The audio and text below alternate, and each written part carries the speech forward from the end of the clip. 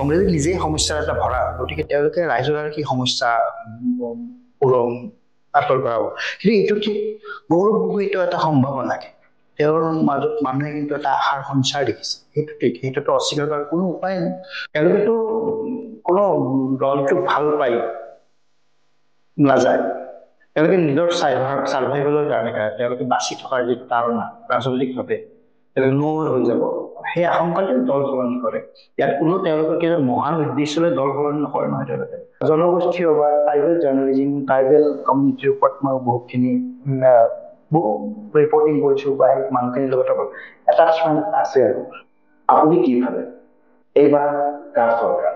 আগৰ সময়ত সাংবাদিকতা আৰু এই সময়ৰ সাংবাদিকতা আপুনি কিমান সলনি পালে? ডিজিটেল মিডিয়া বা যি ধৰণে আগ্ৰাসী হৈছে, এই আগ্ৰাসী হোৱাৰ দিনত বা এতিয়া ইমান বজাৰ কেন্দ্ৰিক গোটেই কাৰবাৰটো হৈছে, গতিকে ইয়াত অনেষ্টলি বা চিনচিয়াৰলি কাম কৰা তো অলপ মুস্কিল হৈ পৰিছে। BTC কেন্দ্ৰ কৰি মই বহুত ৰিপৰ্টিঙত গৈছো, তাত কেইবাটাও এথনিক ভাইলেঞ্চ পায়, যিহেতু আমাৰ গোষ্ঠীগত সংঘৰ্ষ বা কেইবাটাও তেনেকুৱা ইনচিডেণ্ট হৈছে মই গম পাওঁ।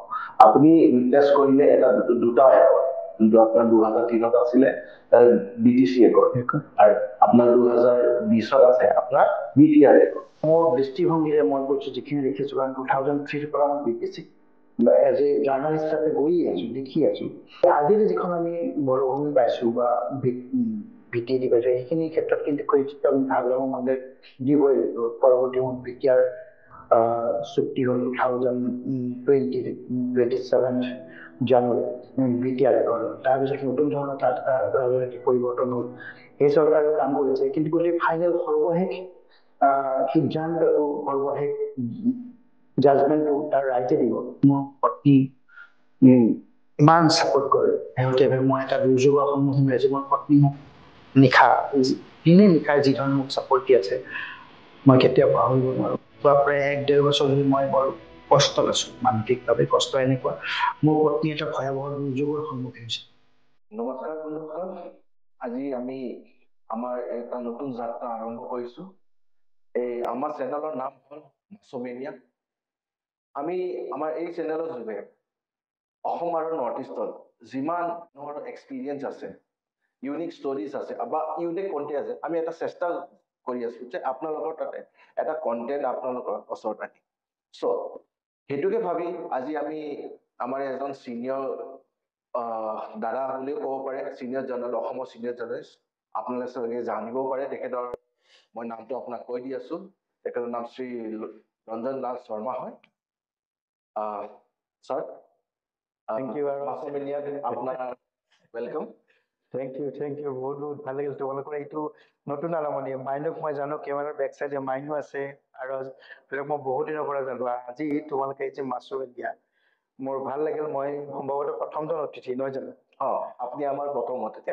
গতিকে মোৰ ওপৰত বিলিভ ৰাখি তোমালোকে আহিছা, আৰু মোৰ এই ষ্টৰি মই কিবা কম, মোক কিবা সুধিবা, সেইটো চাই পেলাই মানুহে ভিউজ পাবা, লাইক পাবা, আই ডোন্ট ফিল চ' দেই।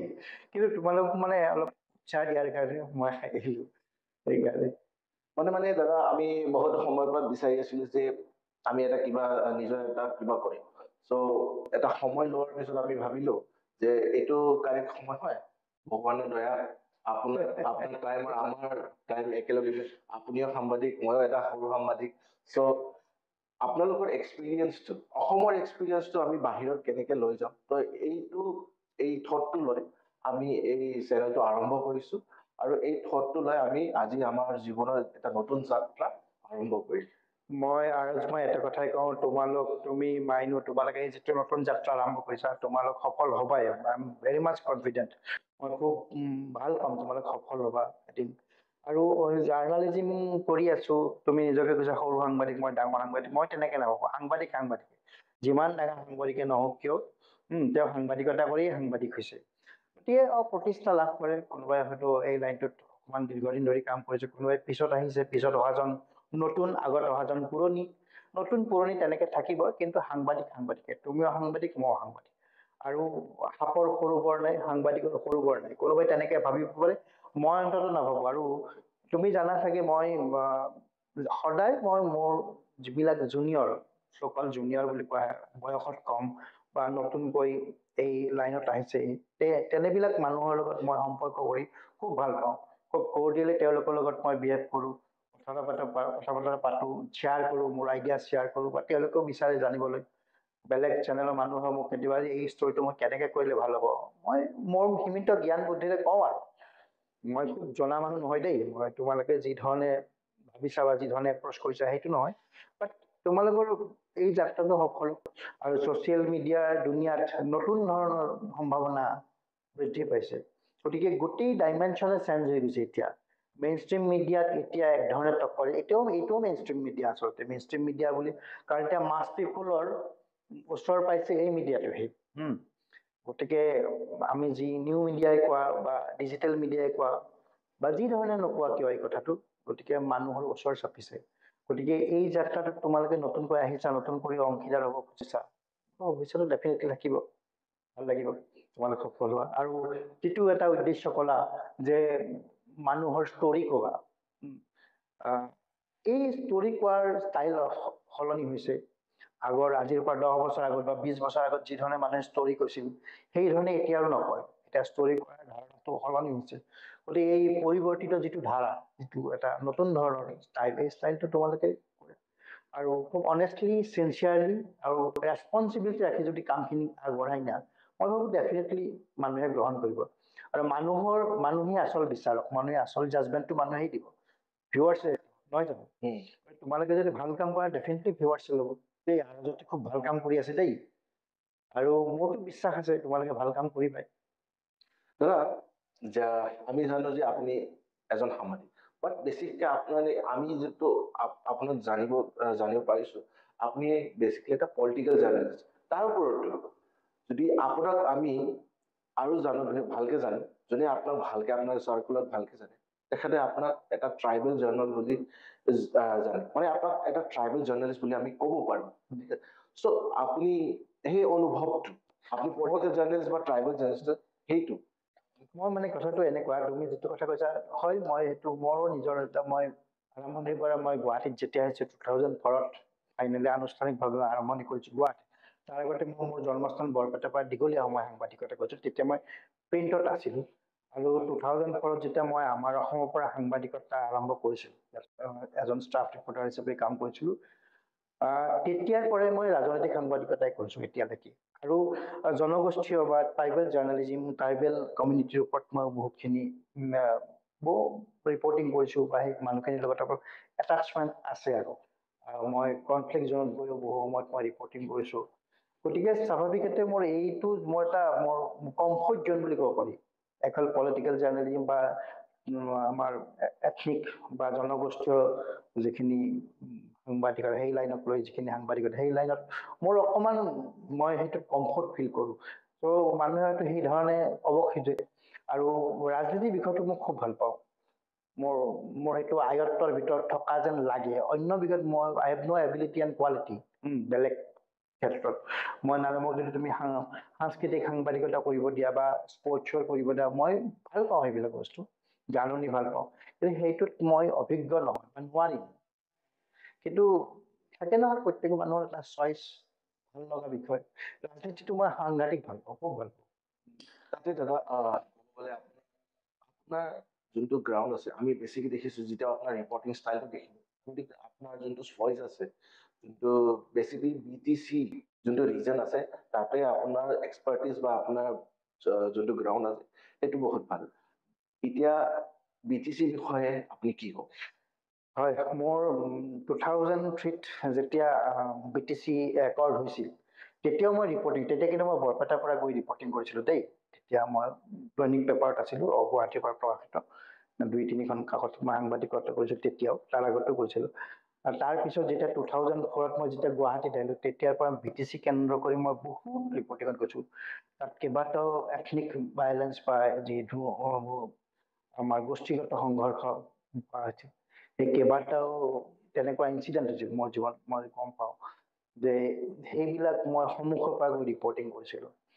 আৰু BTC মানে কি, মোৰ নিজৰ এটা জনগোষ্ঠী বা জনজাতি মানুহখিনিৰ প্ৰতি আন্তৰিকতা মোৰ আছে, যিটো মোৰ ঘৰৰ ওচৰৰ ঠাই BTC বা বড়ভূমি মোৰ যিটো বৰপেটাত ঘৰ বৰপেটাৰ জিলাখনতে আমাৰ বাক্সা এইবিলাক যিবিলাক আছে ওচৰতে জালা চিমলা BTC এৰিয়া কোকৰাঝাৰ গতিকে BTC বা BTR এতিয়া যিয়ে নকওক কিয় বড়ভূমি যিয়ে মোৰ খুব ভাল লাগে আৰু পাৰ্টিকুলাৰলি বড়ো মানুহৰ প্ৰতি মোৰ খুব আন্তৰিকতা আছে তেওঁলোকে কিবা এটা কাৰণত মোৰ প্ৰতি এটা আস্থা পোষণ কৰে ভাল পায় যাৰ কাৰণে মই নিজেও খুব আন্তৰিকতা অনুভৱ কৰোঁ যেতিয়াই মই যিমান যিমান গণ্ডগোলৰ সময়তে নাযাওঁ ভাল সময়ত বেয়া সময়ত ৰাজনৈতিক কাৰণত যি কাৰণত নাযাওঁ কিয় ৰিপৰ্টিং কৰিবলৈ মানুহখিনি ইমান মোক সহযোগ কৰে বিভিন্ন অন্য মেইন ষ্ট্ৰীম গুৱাহাটীৰ অন্য সাংবাদিকক বিশ্বাস কৰি ক'ব নোৱাৰা কথাও মোৰ লগত কৈছে গতিকে মই সেইকাৰণে মই অকণমান লাকি অনুভৱ কৰোঁ মানে মই অলপ অন্যতকৈ মই অকণমান নিজকে এই ক্ষেত্ৰত অলপ এডভান্টেজ বুলি ভাবোঁ এটা সুযোগ এটা পাইছোঁ তেনেকুৱা আৰু সেইকাৰণে বহু বড়ো মানুহখিনিৰ কথা যদি তুমি কোৱা বা মোক ক'ব লগা হয় ইমান ৰিচ কালচাৰেলি লিটাৰেলি ইমান ৰিচ আৰু ইমান সংস্কৃতি ইমান যুঁজাৰ জাতি গতিকে সেইবিলাক মানুহৰ ওচৰত গৈ তেওঁবিলাক মানুহৰ ওচৰত গৈ যেতিয়া মই ৰিপৰ্টিং কৰোঁ মই নিজে সমৃদ্ধ বহু কথা মই জানিছোঁ বুজিছোঁ আৰু মোক যদি সোধা মই এইটো কথা ক'ম মোৰ খুব ভাল লাগে বড়ো মানুহ এইটো মোৰ ইনাৰ ফিলিংছ মোৰ নিজৰ এতিয়া কিয় ভাল লাগে সেইটো মই চব কথা লজিকেলি মই এইটো এষ্টাব্লিছ কৰিব নোৱাৰিম কিন্তু মোৰ ভাল লাগে ভাল লগাটো আৰু ভাল লগত বহুত ভাল লগাটো যুক্তি নাথাকে নহয় গতিকে সেইটোৱে কথা আৰু BTCক মই দেখিছোঁ লাষ্ট আজি 15-20 বছৰ ধৰি BTD এলেকালৈ গৈ মই ৰিপৰ্টিং কৰিছোঁ গতিকে এটা ঘনিষ্ঠতা আছে সাধাৰণ মানুহৰ পৰা পাণ দোকানীৰ পৰা তামোল দোকানীৰ পৰা মাছ বেপাৰীৰ পৰা পলিটিচিয়ানলৈকে ছাত্ৰ সংগঠনৰ নেতালৈকে ইণ্টেলেক্সুৱেললৈকে অজস্ৰ মানুহক মই লগ পাইছোঁ অজস্ৰ মানুহৰ লগত মোৰ মত বিনিময় হৈছে গতিকে এই মানুহৰ বিলাকৰ লগত মত বিনিময় কৰি মই বহুখিনিত সমৃদ্ধ হৈছোঁ আৰু মই সেইকাৰণে বহু ক্ষেত্ৰত মই নিজকে বৰ লাকি ফিল কৰোঁ দাদা এতিয়া এতিয়া সময় চলি আছে আপোনাৰ কাউন্সিলটো চেঞ্জ হৈ কাউন্সিলটো চেঞ্জ হোৱা নাই চৰি আপোনাৰ গভৰ্ণমেণ্টটো চেঞ্জ হৈ গ'ল 2020 এটা নতুন গভৰ্ণমেণ্ট আহিলে আপুনি উইটনেছ কৰিলে এটা যোনটো আপোনাৰ 2003ত আছিলে BTC একৰ্ড আৰু আপোনাৰ 2020ত আছে আপোনাৰ BTR একৰ্ড চ' আপুনি এটা চিৰিজ অফ চেঞ্জটো দেখা পাইছে BTC চ' সেই সময়ত BTC 2003 BTC একৰ্ড আৰু 2020 যোনটো BTR একৰ্ড সেইটোত আপুনি কি ভাবে কিবা ডিফাৰেঞ্চ আছে বা ডিফাৰেঞ্চ আছে ধৰক এইবিলাক কথা ক'বলৈ অলপ দিগদাৰ হয় ৰাজনৈতিক কথাও মই কিন্তু এটা মোৰ দৃষ্টিভংগীৰে মই কৈছোঁ যিখিনি দেখিছোঁ কাৰণ 2003ৰ পৰা মই BTCক এজ এ জাৰ্ণালিষ্ট হিচাপে গৈয়ে আছোঁ দেখি আছোঁ 2003ৰ আগতে কিন্তু দেই 1993 BSC একৰ্ড আছিল তেতিয়া প্ৰেম সিং ব্ৰহ্ম আছিল তেতিয়া হিতেশ শইকীয়া চৰকাৰ আছিল তেতিয়া সেই সময়ত ফাণ্ড বা অন্যান্য ক্ষেত্ৰত কম লিমিটেড এটা ৰিচৰ্চ কৰিছিল গতিকে সেই সময়ৰ কথাটো বেলেগ 2003 যেতিয়া BTC একৰ্ড হ'ল BLTৰ লগত যিটো চুক্তি হ'ল তাৰপিছত আচলতে সেই চুক্তিখনৰ জৰিয়তে আধুনিক মানে যদি এতিয়া আধুনিক বুলি মই এই অৰ্থত কৈছোঁ বৰ্তমানৰ সময়ত যিখন বড়োলেণ্ড BTC বা BTAD এইখিনিৰ ফাউণ্ডেশ্যন গঢ়া হৈছে গতিকে 17 বছৰ হাগ্ৰামা মহিলাৰ নেতৃত্বত তাৰ শাসন চলিছিলে গতিকে আজিৰ যিখন আমি বড়োভূমি পাইছোঁ বা BTAD পাইছোঁ সেইখিনি ক্ষেত্ৰত কিন্তু কৃতিত্ব কিন্তু হাগ্ৰামা মহিলাক দিবই লাগিব গতিকে বহুতখিনি কাম হৈছে তাৰ মাজত এটা এইটোও ঠিক হাগ্ৰামা মহিলাৰ নেতৃত্বত বা চলা শাসন ব্যৱস্থা তাত এটা নব্য ধনিক শ্ৰেণী নিউ ধনী মানুহৰ সৃষ্টিও হৈছে সেইটো এটা গুৰুত্বপূৰ্ণ কথা দ্বিতীয়তে তাৰ ডেভেলপমেণ্ট সামগ্ৰিক ডেভেলপমেণ্টৰ ক্ষেত্ৰত হাগ্ৰামা মহিলাৰ নেতৃত্বত যিখিনি কাউন্সিল আছিল 17 বছৰ কাউন্সিল কিন্তু বহুখিনি গুৰুত্বপূৰ্ণ কাম হৈছিল অভিযোগ প্ৰতি অভিযোগ থাকিব সেইবিলাক থাকিব সেইটো এটা বেলেগ বিষয় তাৰপিছত দীৰ্ঘদিন ধৰি পৃথক বড়ো ৰাজ্যৰ সম্পৰ্কৰ যিটো জৱনিকা পৰিছিল BTC একৰ্ডৰ জৰিয়তে তাৰপিছতো কিন্তু সহস্ৰ সংগ্ৰাম চলিছিল NDFBৰ কেইবাটা গোট হৈছিল পৰৱৰ্তী সময়ত BTR চুক্তি হ'ল 27 জানুৱাৰী BTR একৰ্ড হ'ল তাৰপিছত নতুন ধৰণৰ তাত এটা ৰাজনৈতিক পৰিৱৰ্তন হ'ল সেই চৰকাৰেও কাম কৰিছে কিন্তু গোটেই ফাইনেল সৰ্বশেষ সিদ্ধান্তটো সৰ্বশেষ জাজমেণ্টটো তাৰ ৰাইজে দিব। গতিকে মোৰ ক্ষেত্ৰত মই এতিয়া প্ৰমোদ বড়ো চৰকাৰৰ যি ৩-৪ বছৰ তাত চৰকাৰ চলাই আছে, গতিকে এই গোটেই এনালাইচিছটো নিশ্চয় আগন্তুক নিৰ্বাচনত হ'ব। মই কাউন্সিলৰ নিৰ্বাচনৰ কথাটো কৈছোঁ, 2005ত 2025 2025 চনৰ যি কাউন্সিলৰ নিৰ্বাচন হ'ব, তাত তাৰ জনতাই নিশ্চয় হেৰি কৰিব। কিন্তু এইটো ঠিক মোৰ নিজৰ দৃষ্টিভংগীৰে এইটো কথা ক'ব পাৰোঁ, মই তাত যিহেতু গৈ থাকোঁ বা বিভিন্ন ধৰণৰ অন্ততঃ এদিনত এটা হ'লেও মিনিমাম ফোন এটা মই সেইফালৰ পৰা আহি কথা পাতোঁ। সেইফালৰ পৰা মই এটা কথা ক'ব পাৰোঁ যে মানুহৰ মাজত এতিয়াও হাগ্ৰামা মহিলাৰ গ্ৰহণযোগ্যতা আছে। আৰু শেহতীয়া নিৰ্বাচনতো এই যিটো লোকসভা নিৰ্বাচন চলি আছে, প্ৰচাৰ চলিছে, তাতো মই দেখিলোঁ, খবৰ পালোঁ, যথেষ্ট মানুহৰ মাজত সমাদৰ পাইছে। গতিকে এইখিনি কথা হ'ল তেওঁলোকে কৰা কামৰ পৰিণতি, নহয় জানো?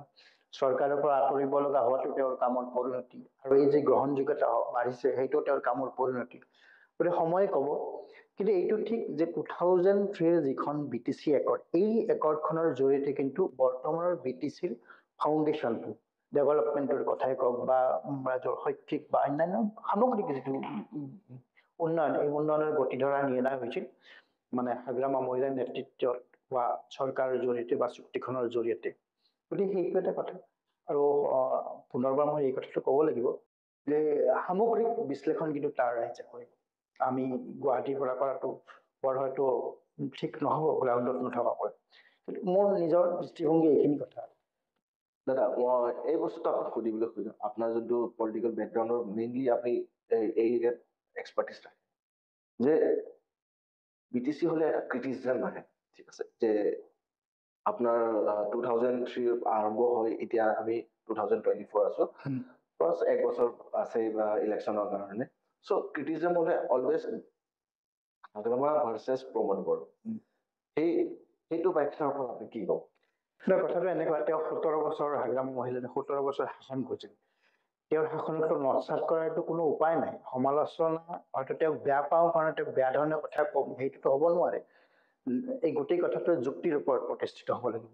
হাগ্ৰামা মহিলাৰ এই 17 বছৰ কি একো কৰা নাছিল? এই প্ৰশ্নটো উত্থাপন হ'ব। ডেফিনেটলি কৰিছে। তাৰ যিখিনি ফাউণ্ডেশ্যন, আধুনিক যিখিনি ফাউণ্ডেশ্যন তেওঁৰ নেতৃত্বতে হৈছে। এতিয়া ৰাজনৈতিক দৃষ্টিকোণেৰে তেওঁৰ অপজিশ্যনে তেওঁকতো সমালোচনা কৰিবই, স্বাভাৱিক, সেইটোও তেওঁ গ্ৰহণ কৰিব লাগিব। কিন্তু মই এই কথাটো ক'ম যে 17 বছৰত তেওঁ এটা ফাউণ্ডেশ্যন গঢ়ি গৈছে। সেই ফাউণ্ডেশ্যনৰ ওপৰতে আজিৰ চৰকাৰ চলি আছে। গতিকে ইয়াত আমি ব্যক্তিগতভাৱে ইয়াত হাগ্ৰামা ভাৰ্চেছ প্ৰমোদ বড়ো এই ধৰণে কোৱাটো উচিত নহ'ব। দল হিচাপে তেওঁলোকে বিৰোধ কৰিছে বা আজি হাগ্ৰামা মহিলাৰ প্ৰমোদ বড়োক বিৰোধ কৰিছে, কৰিবই। কিন্তু মই নাভাবোঁ যে 17 বছৰত হাগ্ৰামা মহিলাৰে একো কৰা নাছিল। সেইটো হ'বই নোৱাৰে। সেইটোতো চূড়ান্ত সত্য কথা এটা, নহয় জানো? গতিকে ৰাজনৈতিক দৃষ্টিকোণেৰে বিৰোধ থাকিব, স্বাভাৱিক। সেই বিৰোধ তেওঁলোকে মোকাবিলা কৰিব, উভয় পক্ষই কি ধৰণে মোকাবিলা কৰে, কিন্তু তাৰ জনতাই প্ৰকৃত ৰায় দিব, মই তেনেকে ভাবোঁ। কাৰাপশ্যনৰ কথা বহুতেই আহে, যে আমাৰ যোনটো মিডিয়া ইণ্ডাষ্ট্ৰী এই কথা নিউজত বহুত ওলাইছিল যে তেখেতৰ more than 1,000 crores লাইবিলিটিজ এই গৈছে, 1,000 crores লাইবিলিটিজ, তেখেতৰ কাৰাপশ্যন আছে বহুতো। চ' এনেকুৱা আপুনি কি ভাবে যে কি এই কাৰাপশ্যনটো কি লেভেলত আছে? নাই, এটাটো কথা সত্য, কাৰণ চৰকাৰ এখন চলিল, মই হাগ্ৰামা মহিলাই কেলেংকাৰী কৰিছে নে কৰা নাই সেইটো এটা বেলেগ বিষয়। কিন্তু চৰকাৰী ব্যৱস্থাত, চৰকাৰী প্ৰশাসনিক ব্যৱস্থাত দুৰ্নীতি হোৱা বা নোহোৱাটো এই কথাটো একেবাৰে অস্বীকাৰ কৰিব নোৱাৰি। হাগ্ৰামা মহিলাৰ শাসনকালতো ডেফিনেটলি কিবা নিশ্চয় অনিয়ম অনীতি হৈছে, কিন্তু সেইটো কোনটো লেভেলত হৈছে, কি ধৰণে হৈছে, সেইটো দিগদাৰ হ'ব। এইকাৰণে দিগদাৰ কাৰণ হাতত মই এই মুহূৰ্তত তথ্য প্ৰমাণ কৰিব নাই। কিন্তু এইটো ঠিক বিভিন্ন সময়ত অভিযোগ উত্থাপিত হৈছিল। একেৰাহে 17 বছৰ শাসন কৰাৰ পিছত তাত এটা চিষ্টেমে গঢ় লৈ উঠিছিল। সেই চিষ্টেমৰ ভিতৰত নিশ্চয় কিছুমান ত্ৰুটি বিচ্যুতি হৈছে। এই ত্ৰুটি বিচ্যুতিবোৰ কিমান গুৰুতৰ বা সেইবোৰ কিমান তথ্য প্ৰমাণ আছে, সেই তথ্য প্ৰমাণ কি ধৰণে এষ্টাব্লিছ হৈছে এই কথা বতৰাবিলাক, সেইটো মই ক'বলৈ দিগদাৰ। কিন্তু এইটো ঠিক যে অভিযোগবিলাক যিবিলাক উত্থাপন হৈছিল, এই অভিযোগবিলাকৰ ন্যায্যতা একেবাৰে নাই সেই ধৰণে মই নকওঁ, সেইটো আছে। এতিয়া প্ৰতিদ্বন্দ্বী ৰাজনৈতিক নেতাই যি ধৰণে কথা কয়, মইতো সেই ধৰণে ক'ব নোৱাৰিম। সেইটো মোৰ নীতিৰ বাহিৰৰ কথা এটা। যে হাগ্ৰামা মহিলাৰ দিনত শ কোটি টকাৰ কেলেংকাৰী, যিটো মই কেনেকৈ ক'ম, মোৰ কি তথ্য আছে মইতো ক'ব নোৱাৰিম, কাৰণ মইতো তেওঁৰ প্ৰতিদ্বন্দ্বী ৰাজনৈতিক নেতা নহয় বা তেওঁৰ সমৰ্থকতো মই নহয়। ব্যক্তিগতভাৱে মই তেওঁক মই বছৰ ধৰি লগ পাইছোঁ, ৰাজনৈতিক নেতা হিচাপে বিভিন্ন সময়ত পাইছোঁ। আজি প্ৰমোদ বড়োকো মই ছাত্ৰ নেতা হিচাপে তেওঁক পাইছিলোঁ, সভাপতি হিচাপে একাধিকবাৰ তেওঁৰ মই ইণ্টাৰভিউ কৰিছোঁ। গতিকে তেওঁলোক প্ৰতিদ্বন্দ্বী ৰাজনৈতিক হিচাপে কি ধৰণে কথাখিনি কয় তেওঁলোকৰ কথা, কিন্তু মই এই কথাটো ক'ম যে একেবাৰে যে অন্যায় অনীতি দুৰ্নীতি হোৱা নাছিল সেইটো মই ক'ব নোৱাৰোঁ। সেইটো হৈছিল, ডেফিনেটলি হৈছিল, কিন্তু সেইটো কোনটো লেভেলত আৰু কিমান ভয়ংকৰ আছিল সেই কথাটো মই ক'ব নোৱাৰিম। দাদা আপুনি কি ভাবে এই 2000 যোনটো 20 ইলেকশ্যনছ আছিলে, BTC ইলেকশ্যনছ, য'ত আপোনাৰ BPF-ৰ মেজৰিটি আছিলে, কিন্তু তেতিয়াও তেখেতে চৰকাৰ গঠন কৰিব নোৱাৰিলে, তাৰ ড্ৰবেক্স কি হ'ব পাৰে? কি ড্ৰবেক্স কথা এইটো ঠিক ইণ্টাৰেষ্টিং কথা, গুৰুত্বপূৰ্ণ প্ৰশ্ন, কাৰণ 2020 নহয় জানো 20ৰ যিটো কাউন্সিল ইলেকশ্যন, এই ইলেকশ্যনত কিন্তু হাগ্ৰামা মহিলাৰ নেতৃত্বত হোৱা দলটোৱে কিন্তু মেজৰিটি পাইছিলে, আমি যদি সংখ্যাৰ শক্তিৰে যাওঁ। কিন্তু যিটো প্ৰিপল এলায়েন্স আছিল BJP বা UPPL বা অন্যান্য যিসকলৰ আছিল, গতিকে সেই সূত্ৰে তেওঁলোকে সেই শাসন কৰাৰ এটা সুযোগটো পাইছিল বা চৰকাৰ গঠন কৰাৰ সুযোগটো পাইছিল। গতিকে এইটো ঠিক যে 17 বছৰ শাসন কৰি বা তেওঁলোকে তাৰপিছতে মূল দল সংখ্যাগৰিষ্ঠ দল হ'ব পৰাটো ডেফিনেটলি ৰাইজে তেওঁৰ প্ৰতি থকা সমৰ্থনকে সূচাইছে। আৰু এইটোও ঠিক যে ইমান এটা বৃহৎ প্ৰতিবাদ বা ইমান ডাঙৰ এখন চুক্তিৰ পিছতো UPPL-এ একক সংখ্যাগৰিষ্ঠতা নোপোৱাটো আৰু তেওঁলোকৰো এক ধৰণৰ তেওঁলোকৰ ৰাইজে কিমানখিনি আস্থা কৰিছে সেইটো এটা ডেফিনেটলি এটা কুৱেশ্যনত ৰাখি যাব। হয়তো এই যুক্তিটো দিয়া হ'ব যে যিহেতু তাত মিত্ৰ শক্তি হিচাপে তেওঁলোকে অৱতীৰ্ণ হৈছিল, BJP আছিল, UPPL আছিল, গতিকে তেওঁলোকে যিহেতু পিপল এলায়েন্স আছিল, গতিকে সেই সূত্ৰে তেওঁলোকৰ সমৰ্থন ব্যক্ত হৈছে। গতিকে ইণ্ডিভিজুৱেলি এইটো কথা ঠিক যে হাগ্ৰামা মহিলাৰ দলে তেতিয়াৰ নিৰ্বাচন মানে বৃহত্তম দল হ'ব পৰাটো তেওঁৰ কিন্তু এক ধৰণৰ শক্তি থকাটোৱে সূচায়, আৰু মই তেনেকে অন্তত ভাবো। আৰু সেই সময়ত এটা আপোনাৰ ব্যাখ্যা চলিছিলে, এটা নেৰেটিভ চলিছিলে, কি পৰিৱৰ্তন চৰকাৰ, চেঞ্জ লাগে। UPPL গভৰ্ণমেণ্ট যেতিয়া নতুনকৈ এটা ফৰ্মেশ্যন আছিল আফটাৰ প্ৰমোদ বড়ো যোন চুক্তি কৰাৰ পিছত তেখেতে UPPL জইন কৰিলে। জইন কৰাৰ পিছত তেখেতৰ মূল শ্লোগান আছিলে পৰিৱৰ্তন চৰকাৰ, পৰিৱৰ্তন দৰকাৰ, পৰিৱৰ্তন দৰকাৰ, প্ৰমোদ বড়ো চৰকাৰ পৰিৱৰ্তন দৰকাৰ। তাৰপিছত আপোনাৰ এক্সপিৰিয়েঞ্চত কি ভাবে কি সেই সময়ত সেই চেঞ্জটো দৰকাৰ আছিলে? নহয়, মই দৰকাৰ আছিল নে নাছিল এইটো মোৰ আকৌ অলপ ক'বলৈ দিগদাৰ, কাৰণ এই সিদ্ধান্তটো জনতাইহে ল'ব, নহয় জানো? ইণ্ডিভিজুৱেল হিচাপে মোক যদি জনতাৰ কথাই আছিলে কি পৰিৱৰ্তন দৰকাৰ আছে বুলি জনতাৰ এটা ঢৌ হৈ গৈছে, যাৰ ফলতে বৰ্তমানৰ প্ৰমোদ বড়ো চৰকাৰ ফৰ্মেশ্যনটো হৈছে। চ' মই সেইটোৱে সুধি আছো কি এই যোনটো জনতাৰ দৰকাৰ এইটো প্ৰয়োজন নাছিলে, বিকজ বহুতে এই এলিগেশ্যনছটো আছে, মই এলিগেশ্যনছে ক'ম কি 17 বছৰৰ চৰকাৰত BPF-এ বহুতো কেলেংকাৰী কৰিছে, মানে তেহেঁতৰ যোনটো গভৰ্ণেন্স আছিলে সেইটো এটা গভৰ্ণেন্সটো লাইক নিজৰ ঘৰৰ গভৰ্ণেন্স দৰে আছিলে। তো তেখেতৰ যোনটো চেঞ্জ অফ এটিটিউড নাছিলে, আপোনাৰ বহুতো ডিপাৰ্টমেণ্টত স্কেমছ হৈ আছিলে, প্ৰগ্ৰেছটো হোৱা নাছিলে, তো এইকেইটা ড্ৰবেক্স বুলি কয়। আপুনি ইয়াতে কি ক'ব? সেইটোতো হয়েই, এটা কথা ঠিক 17 বছৰ এজন মানুহে চৰকাৰ চলাইছিল, প্ৰশাসন চলাইছিল, তেওঁৰ প্ৰতি মানুহে আস্থা পোষণ কৰিছিল, কাৰণ বাৰে বাৰে তেওঁ চৰকাৰলৈ অহাৰ সুযোগ পাইছিল। কিন্তু এইটো ঠিক যে তেওঁৰ আশে পাশে কিছু এনে মানুহ গোট খাইছিল যিয়ে সামগ্ৰিকভাৱে BPF দলটোক সামগ্ৰিকভাৱে হাগ্ৰামা মহিলাক ক্ষতি কৰিছিল, আৰু তাৰ তেওঁ পৰিণতি ভুগিব লগা হৈছিল। আৰু আমি দেখিছো পৰৱৰ্তী সময়ত কিদৰে হাগ্ৰামা মহিলাৰ কাষৰ পৰা এজনৰ পাছত এজন নেতা আঁতৰি গৈছিল। গতিকে এইবিলাকে সূচায় যে আচলতে সেই নেতাসকল হাগ্ৰামা মহিলাৰ ভাল দিনৰ বন্ধু আছিল। যেতিয়াই হাগ্ৰামা মহিলাৰ বেয়া দিন আৰম্ভ হ'ল, চৰকাৰৰ পৰা তেওঁ আঁতৰিব লগা হ'ল, তেতিয়াই তেওঁ এজন এজনকৈ সংগ হৈ গৈছিল। গতিকে ইয়াৰ দ্বাৰা এই কথাটো প্ৰমাণ হয় আচলতে যে হাগ্ৰামাৰ ভাল দিনৰ বন্ধুবিলাক আচলতে তেওঁৰ বেয়া দিনত তেওঁৰ লগত নাথাকিল, আৰু এটা কুচক্ৰ, এটা এক ধৰণৰ ন্যস্ত স্বাৰ্থজড়িত মহলে তেওঁক আচলতে বেৰি ৰাখিছিল, যাৰ কাৰণে তেওঁ হয়তো কিছুমান সিদ্ধান্ত লোৱাত তেওঁ ভুল কৰিছিল, ক'ৰবাত প্ৰশাসন ৰাইজৰ পৰাতো বিচ্ছিন্ন হৈ গৈছিল, এনেকুৱা এটা অভিযোগ সেই সময়ত আমি পাইছিলোঁ। গতিকে তাৰ পৰিণতি তেওঁ আচলতে পাইছে এইখিনি। গতিকে মই ভাবোঁ হাগ্ৰাম মহম্মদ এজন বুদ্ধিমান মানুহ, তেওঁ সকলো শ্ৰেণীৰ জনতাৰ মাজত তেওঁৰ গ্ৰহণযোগ্যতা আছে। মই যিমান বুজি পাওঁ, দেখি পাওঁ, ইমান তেখেতক মই চাইছোঁ, দেখিছোঁ। তাৰ ভিতৰত মই এই কথাটো তেওঁ নিশ্চয় উপলব্ধি কৰিছে এইবোৰ কথা। কোন তেওঁৰ কোন প্ৰকৃত বন্ধু, কোন তেওঁৰ শুভাকাংক্ষী। আৰু মই যিখিনি খবৰ মই এতিয়া বহু মানুহ তেওঁ এৰাই চলিছে। তেওঁৰ যিসকলে তেওঁক বিপদত পেলাই দিছে, বা যদিও তেওঁ স্পষ্টভাৱে মুকলিভাৱে সেইবিলাক কথা কোৱা নাই, কিন্তু মোৰ যিখিনি ধাৰণা, মই যিখিনি বুজি পাওঁ, তেওঁ সেইবিলাক মানুহৰ পৰা তেওঁ এতিয়া আঁতৰি থাকে বুলি এটা খবৰ পাওঁ। আৰু সেইটো মই ভাবোঁ তেওঁৰ এটা শুভ দিনৰ আৰম্ভণি। তেওঁ যদি তেওঁৰ প্ৰকৃত শুভাকাংক্ষী কোন, প্ৰকৃত বন্ধু কোন, প্ৰকৃত পৰামৰ্শদাতা কোন, সেইখিনিক তেওঁ যদি লগত ৰাখি আগবাঢ়িব পাৰে, আৰু জনতাই বিচৰা ধৰণে যদি তেওঁ কামখিনি কৰে, ডেফিনেটলি তেওঁৰ আৰু ভাল দিনৰ আৰম্ভণি হ'ব পাৰে। আপুনি এই বস্তুটো ক'ব পাৰিব নেকি যে old school versus new school? এইটো মানে কেনেধৰণে মই ক'ব লাগিব কথাটো? মানে তেখেতৰ গভৰ্নেন্সটো লাইক বিকজ তেখেতে ষ্টাৰ্টিঙত আছিলে গভৰ্নেন্সটো আৰু এগনিষ্টটো ফৰ্মেল যোনটো পুৰা, আপুনি ফৰ এক্সাম্পল কংগ্ৰেছক ল'ব পাৰে। চ' কংগ্ৰেছক আমি ক'লে from the time of independence old school ক'ব। এতিয়া আমি কওঁ যে BJP is like digital India, বিজেপিয়ে ডিজিটেল ইণ্ডিয়া আনিছে। চ' আমি এইটো নিউ স্কুল বুলি ক'ব পাৰোঁ। ডেফিনেটলি তেওঁ নিউ স্কুলৰ লগত থকাটো ভাল, মই নিজে সেইটো বিশ্বাস কৰোঁ।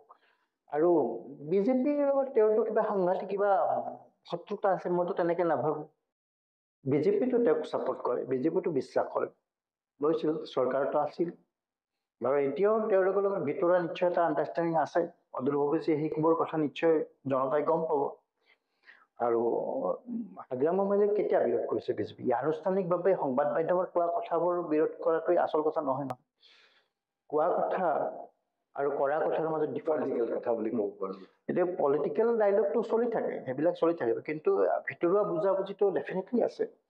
আৰু বিজেপিয়ে নিবিচাৰে হাগ্ৰাম মহম্মদে তাত দুৰ্বল হৈ থাকক, বিজেপিয়ে নিবিচাৰে প্ৰমোদ বৰা তাত সদায় শক্তিশালী হৈ থাকক। বিজেপিৰ ধৰণে কাম কৰিব। গতিকে বিজেপিৰ ধৰণে কাম কৰোঁতে ক'ৰবাত হাগ্ৰাম মহম্মদক দৰকাৰ হ'ব, ক'ৰবাত প্ৰমোদ বৰাক দৰকাৰ হ'ব। আৰু বিজেপিটো নিজৰ এজেণ্ডা মতে কাম কৰিব। আৰু এই এজেণ্ডাত তেওঁলোকে কাক কি ধৰণে ব্যৱহাৰ কৰিছে এইটোতো চবেই জানে, সকলোৱে জানে। অসমৰ প্ৰেক্ষাপটতে হওক, BTADৰ প্ৰেক্ষাপটতে হওক, বা অন্য প্ৰেক্ষাপটতে হওক, সকলোৱে জানে।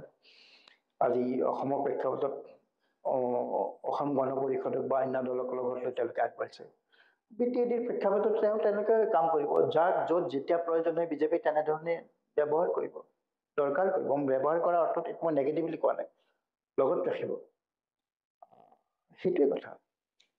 যেতিয়াও মানে আমাৰ অসমৰ কথা, আমি অসমত বহুতো জনজাতি আছে, বেলেগ বহুত আপুনি ক'ব গ'লে 20-30টা বহুতে আছে, কিন্তু ইয়াতেও আপোনাৰ এটা বড়ো কমিউনিটি আৰু অসমীয়া কমিউনিটি এটা ষ্ট্ৰং বণ্ড কানেকশ্যন। BTC হ'লে এটা বেলেগ অৰা বুলি মানুহবিলাকে ভাবে, বা এটা বেলেগ ডাইমেনশ্যন বুলি ভাবে। আপুনি কি ভাবে BTCত এনে কি ডাইমেনশ্যন আছে যে মানুহক এটা ডিফাৰ কৰে, বেলেগ বুলি ভাবে? নাই, এইটো একটো কথা হ'ল, মই নিজে যিহেতু আজি কেইবা বছৰ ধৰি BTCৰ লগত এটা সম্পৰ্ক আছে, সাংবাদিকতাৰ সূত্ৰেই তাৰ মানুহৰ লগত এটা আণ্ডাৰষ্টেণ্ডিং আছে, বুজাবুজি আছে, বিভিন্ন আমাৰ কথাৰ লগত পাতোঁ। কিন্তু মই নিজে এইটো স্বীকাৰ কৰিবলৈ কেতিয়াও বেয়া নাপাওঁ যে মেইন ষ্ট্ৰীম আমাৰ যিখিনি সাংবাদিকতাৰ সূত্ৰে কৈছোঁ, BTAD বুলি ক'লে বা BTC বুলি ক'লে, বড়ো মানুহ বুলি ক'লে এক ধৰণৰ এলাৰ্জি, এক ধৰণৰ বেয়া ধাৰণা এটা আছে। এইটোতো সঁচা কথা, মই নিজে সাংবাদিকতা কৰি পাইছোঁ, এইটোতো মই ক'বলৈ কেতিয়াও বেয়া নাপাওঁ। যেতিয়া মই ৰিপৰ্টিং কৰোঁ, যেতিয়া মই প্ৰিণ্টত আছিলোঁ, তেতিয়া বাদ দিয়াহে তোমাৰ বড়োলেণ্ডৰ নিউজ, মোক তেনেকৈ মোৰ এডিটৰে কোৱা ৰেকৰ্ড আছে। মই এতিয়া কোন এডিটৰ সেইটোতো মই ক'ব নোৱাৰোঁ, নকওঁ সেইটো পাব্লিক ফোৰামত, কিন্তু মই তেনেকৈ পাইছোঁ, অৱজ্ঞাৰ পাত্ৰ হৈছোঁ। তোমাৰ বড়ো কোনে চাবহে? মই যদি বড়ো লিডাৰ এজনৰ ইণ্টাৰভিউ কৰোঁ, বড়োলেণ্ডৰ কিবা এটা যদি ষ্টৰি কৰোঁ, তেনেকৈ কোৱা মোৰ বহুত উদাহৰণ আছে। কিন্তু সেইটো ৰিয়েলিটিটো আৰু এতিয়াতো গ্ৰাউণ্ড ৰিয়েলিটি BTCটো কোনেও চলিব নোৱাৰে, অসমৰ মিডিয়াও চলিব নোৱাৰা হৈছে। উইদাউট BTC অসমৰ মিডিয়াই চলিব পাৰিব জানো? গতিকে অৱজ্ঞাটা মেইন ষ্ট্ৰীম মিডিয়া সেই ধৰণে কৰিছিল। মোৰ নিজৰ ক্ষেত্ৰত মই নাম ধৰি ক'ব পাৰোঁ, কিন্তু এই পাব্লিক ফলমত মোৰ সম্পাদকজনৰ নামটো মই তেনেকৈ ক'ব নোৱাৰোঁ, কোৱা উচিত নহয়, তেখেত নাই এতিয়া। গতিকে সেইটো থাকে। এতিয়া আৰু এটা মই কথা, যেতিয়া মই ফিল্ডত ৰিপৰ্টিং কৰিছিলোঁ গুৱাহাটীতে, যেতিয়া আপোনালোকৰ এই BTDৰ পৰা প্ৰেছ কনফাৰেঞ্চ দিছে, অমুকত যাব লাগে, নাই নাই এইবিলাক নচলে নহয়, নাযাব, তোমাৰ ছিংগল কলমতে নিউজটো যাব, প্ৰিণ্টত থাকোঁতে এনেকৈ কৈছে। আৰু মোৰ এজন মোৰ ৰেচপেক্টেড দাদা এজন, গৌতম শৰ্মা, তেখেতে মোক সদায় কৈছিল, ৰঞ্জন এইটো তোৰ কোটাত এইটো নিউজ কৰিছে, তোৰ কোটাত গৈছে, এইটো কিন্তু এডিটৰে নিউজটো দিব মানা কৰিছে, স্বনামধন্য এডিটৰ, এই নিউজটো দিব নালাগে, তোৰ কোটাত গৈছে, তই হিচাপটো কষ্ট কৰি আনা, সেইকাৰণে এই নিউজটো হৈছে। এইটোতো ৰিয়েলিটি, এইটো মই জানো, এইটোতো চৰম সত্য কথা। আৰু এতিয়াও অসমৰ মিডিয়াত এনেকুৱা ধাৰণা, BTD মানে তাততো আৰু ধন সংগ্ৰহৰে পইচাহে দিব তেওঁলোকে, প্ৰমোদ বড়োৰ পৰা ওচৰত পইচা লৈ আনা, অগ্ৰামৰ মহিলাৰ পৰা পইচা লৈ আনা, এনেকুৱা ধাৰণা। এনেকুৱা মোৰ নিজৰ জীৱনত অভিজ্ঞতা হৈছে, মোৰ চুপেৰিয়ৰে সেই ধৰণে মোক কয়। মোৰ বেয়া লাগে এইবিলাক কথা, কাৰণ এইবিলাক মানুহৰ লগত ব্যক্তিগত সুসম্পৰ্ক, দীৰ্ঘদিনৰ সম্পৰ্ক আছে। প্ৰমোদ বড়োৰ লগত মোৰ ব্যক্তিগত সুসম্পৰ্ক দীৰ্ঘদিনৰ, অগ্ৰামৰ মহিলাৰ সম্পৰ্ক, মোক তই তই বুলি মাতে। এতিয়া কথাটো হ'ল, তাৰ অৰ্থ এইটো নহয় যে তেওঁ মোক ধনে ধনে উভৈনদী কৰিছে, তেওঁতো ক'ব নোৱাৰে নহয়, প্ৰমোদ বড়োতো ক'ব নোৱাৰে নহয় কেতিয়াও। গতিকে মোৰ নিজৰ ক্ষেত্ৰত বেয়া লাগে, আক্ষেপ হয়, অসমৰ মিডিয়াত এই ধৰণৰ ট্ৰেণ্ড কিয় আহিল, বেয়া লাগে। এতিয়া মই নিজে সাংবাদিকতা থাকিও মই এই কথাটো ক'ম, মই ক'বলৈ এইটো বেয়া পাবলৈ কথা, এইটো নগ্ন সত্য। সেইকাৰণে এতিয়া কি হৈছে, অৱজ্ঞা সেই ৰিভাৰ্চ হৈছে এতিয়া, সেইকাৰণে অসমৰ মিডিয়াক অৱজ্ঞা কৰে বড়োলেণ্ডৰ মানুহে। মানে বহুতে ট্ৰেনজেকশ্যনত বড়ো জাতিখন মানে এটা পাৱাৰ হাউচ বুলি, লাহেকে পাৱাৰ হাউচত আহিছে বুলি ক'ব পাৰোঁ। ডেফিনেটলি। এতিয়া চবচে ডাঙৰ টপিক আহিছে, এতিয়া চলি আছে ইণ্ডিয়ান ৱৰ্ল্ডৰ ডেম'ক্ৰেচি চবচে ডাঙৰ election, that is 2022 Lok Sabha 24 Lok Sabha election চলি আছে। একফালে মোদী, একফালে কংগ্ৰেছ, আৰু ৰেষ্ট অফ দ্য পাৰ্টিজ। অসমত এতিয়া ফাৰ্ষ্ট ফেজটো চলি গ'ল, আপুনি কি ভাবে এইবাৰ কাৰ চৰকাৰ? এতিয়া যিখিনি মইতো প্ৰথম কথা হ'ল যে টেলিভিশ্যন, ইণ্টাৰনেট, বাতৰি কাকতৰ যিখিনি তথ্য পাতি পাই আছো বা দেখি আছো, পঢ়ি আছো, শুনি আছো, তাৰ ভিত্তিত গোটেই নিৰ্বাচনটোত এনেকুৱা ধাৰণা হৈছে, মোদী চৰকাৰে, তেওঁলোকে যদিও কৈছে যে আব কি বাৰ 400 পাৰ, মই নাভাবো সেইটো হয় নহয়, সেইটো নাজানো, কিন্তু চৰকাৰ মোদীৰ প্ৰধানমন্ত্ৰীত্বতে হ'ব যেন লাগি আছে। আৰু কিয়নো এইটো কথা ঠিক যে সমস্ত বিৰোধীয়ে তেওঁলোকে আচলতে মোদীক কাউণ্টাৰ দিব পৰা তেওঁলোকে একত্ৰিত হ'ব নোৱাৰিলে, অথচ স্কোপ আছিল, কাৰণ বিৰোধীৰ বহুতখিনি তেওঁলোকৰ নিজৰ মাজতে ইমান বিভেদৰ মাজত তেওঁলোকে এজন মানুহক কাউণ্টাৰ দিব কাৰণে সাজু হ'ব নোৱাৰিলে বা সময় পাইছিলে। গতিকে সেইটো এটা মই ভাবো বিৰোধীৰ দৰৱেক এটা থাকি গ'ল, মোৰ তেনেকুৱা ধাৰণা এটা হৈছে। আৰু দ্বিতীয় কথা হ'ল কি যে, আৰু এইবাৰ যি তেওঁলোকে কিবাৰ 400 পাৰ, ফিৰ একবাৰ মোদী চৰকাৰ, এইটো তেওঁলোকৰ মাইণ্ড গেম, এইটোতো কৰিবই, কাৰণ বিৰোধীক চাপত ৰখাৰ কাৰণে আৰু ভোটাৰক প্ৰভাৱিত কৰাৰ কাৰণে, সেইটোতো ৰাজনৈতিক দলে কৰিবই, এইটো বেয়া হ'বলৈ কি কথা আছে। তাক সেই কথাটোক কাউণ্টাৰ দিয়াৰ কাৰণে বিৰোধীৰ কি ইছ্যু আছে, বিৰোধী কি ধৰণে কাউণ্টাৰ কৰিব, সেইটো তেওঁলোকৰ কথা। আৰু অসমৰ প্ৰেক্ষাপটত যদি কওঁ, যিটো প্ৰথম পৰ্যায়ৰ যিখিনি হৈ গ'ল, ফাৰ্ষ্ট ফেজত 5টা হৈ গ'ল, মই ভাবো যোৰহাটত বাহিৰে বাকীবোৰ সমষ্টিতটো একপক্ষীয় হোৱা যেনেই লাগিছে, ভুল হোৱা নাই, আৰু একপক্ষীয় হোৱা যেন লাগিছে। যোৰহাটত কিন্তু এটা কথা ঠিক দেই, আপোনালোকে বিশ্বাস কৰিব যে এজন মাত্ৰ গৌৰৱ গগৈ, আৰু এই এজন মাত্ৰ গৌৰৱ গগৈ সমস্ত চৰকাৰখনক চাপত ৰাখিবলৈ সক্ষম হ'ল। মই নাজানো ৰিজাল্ট কি হয়, কাৰণ মই যোৰহাট যোৱা নাই, আৰু বাহিৰৰ খা খবৰবিলাক আমি ইণ্টাৰনেট বা টেলিভিশ্যনত যিমান পাওঁ, অসমৰ খা খবৰবিলাক এই ধৰণে নাপাওঁ, পোৱা নাই। অসমৰ মিডিয়াটো ইমান খুব ভালকে কথাখিনি আচল ৰিয়েলিটিটো ওলাই আহিছে বুলি মোৰ ধাৰণা হোৱা নাই দেই। গতিকে যোৰহাটত এইটো ঠিক এজন মাত্ৰ গৌৰৱ গগৈ, এই এজন মাত্ৰ গৌৰৱ গগৈ কিন্তু সমস্ত দলটো, সমগ্ৰ চৰকাৰখনক এনেকে চাপত ৰাখিলে। গতিকে মই ভাবো এক ধৰণৰ নৈতিক বিজয় বুলি ক'ব পৰা যায়, যদি গৌৰৱৰ নৈতিক বিজয়। মই আচল নিৰ্বাচনৰ ফলাফল কি হয় মই নাজানো, কিন্তু ঠিক যে চৰকাৰখনে উঠি পৰি লাগিল, মানে শাসক দলটো উঠি পৰি লাগিল। গতিকে সেই উঠি পৰি লাগিব লগা হোৱা পৰিস্থিতিটো সৃষ্টি কৰাৰ ক্ষেত্ৰত গৌৰৱ গগৈ এককভাৱে সফল হৈছে। আনকি ভোটৰ আগদিনালৈকে তেওঁৰ আশে পাশে থকা বহুত মানুহ কিন্তু শাসক দলত অৱস্থান কৰিছে, যিমান দূৰ খবৰ আছে। গতিকে মই ভাবো আচল যুঁজখন তাতহে হৈছে, মোৰ তেনেকুৱা ধাৰণা হয়। নিৰ্বাচনী ফলাফলে ক'ব কি হ'ব কি নহ'ব। আৰু বাকীবোৰ সমষ্টিও তেনেকুৱা হৈছে। অসমতো বিৰোধী একত্ৰিত হোৱাৰ বহুত সুযোগ আছিল, আৰু এই সুযোগ কংগ্ৰেছে নিজেই ল'ব নোৱাৰিলে। ইমান তেওঁলোকৰ মাজত কিবা আভ্যন্তৰীণ কণ্ডল, 16টা দল, 14টা দল, 12টা দল, 10টা দল এনেকে একত্ৰিত হয়। সদায় ভাল ভাল হোটেলত মিটিং হয়, কিন্তু প্ৰেক্টিকেলি কি হ'ল? তেওঁলোকেতো দলটোক প্ৰত্যাহ্বান জনাব নোৱাৰিলে।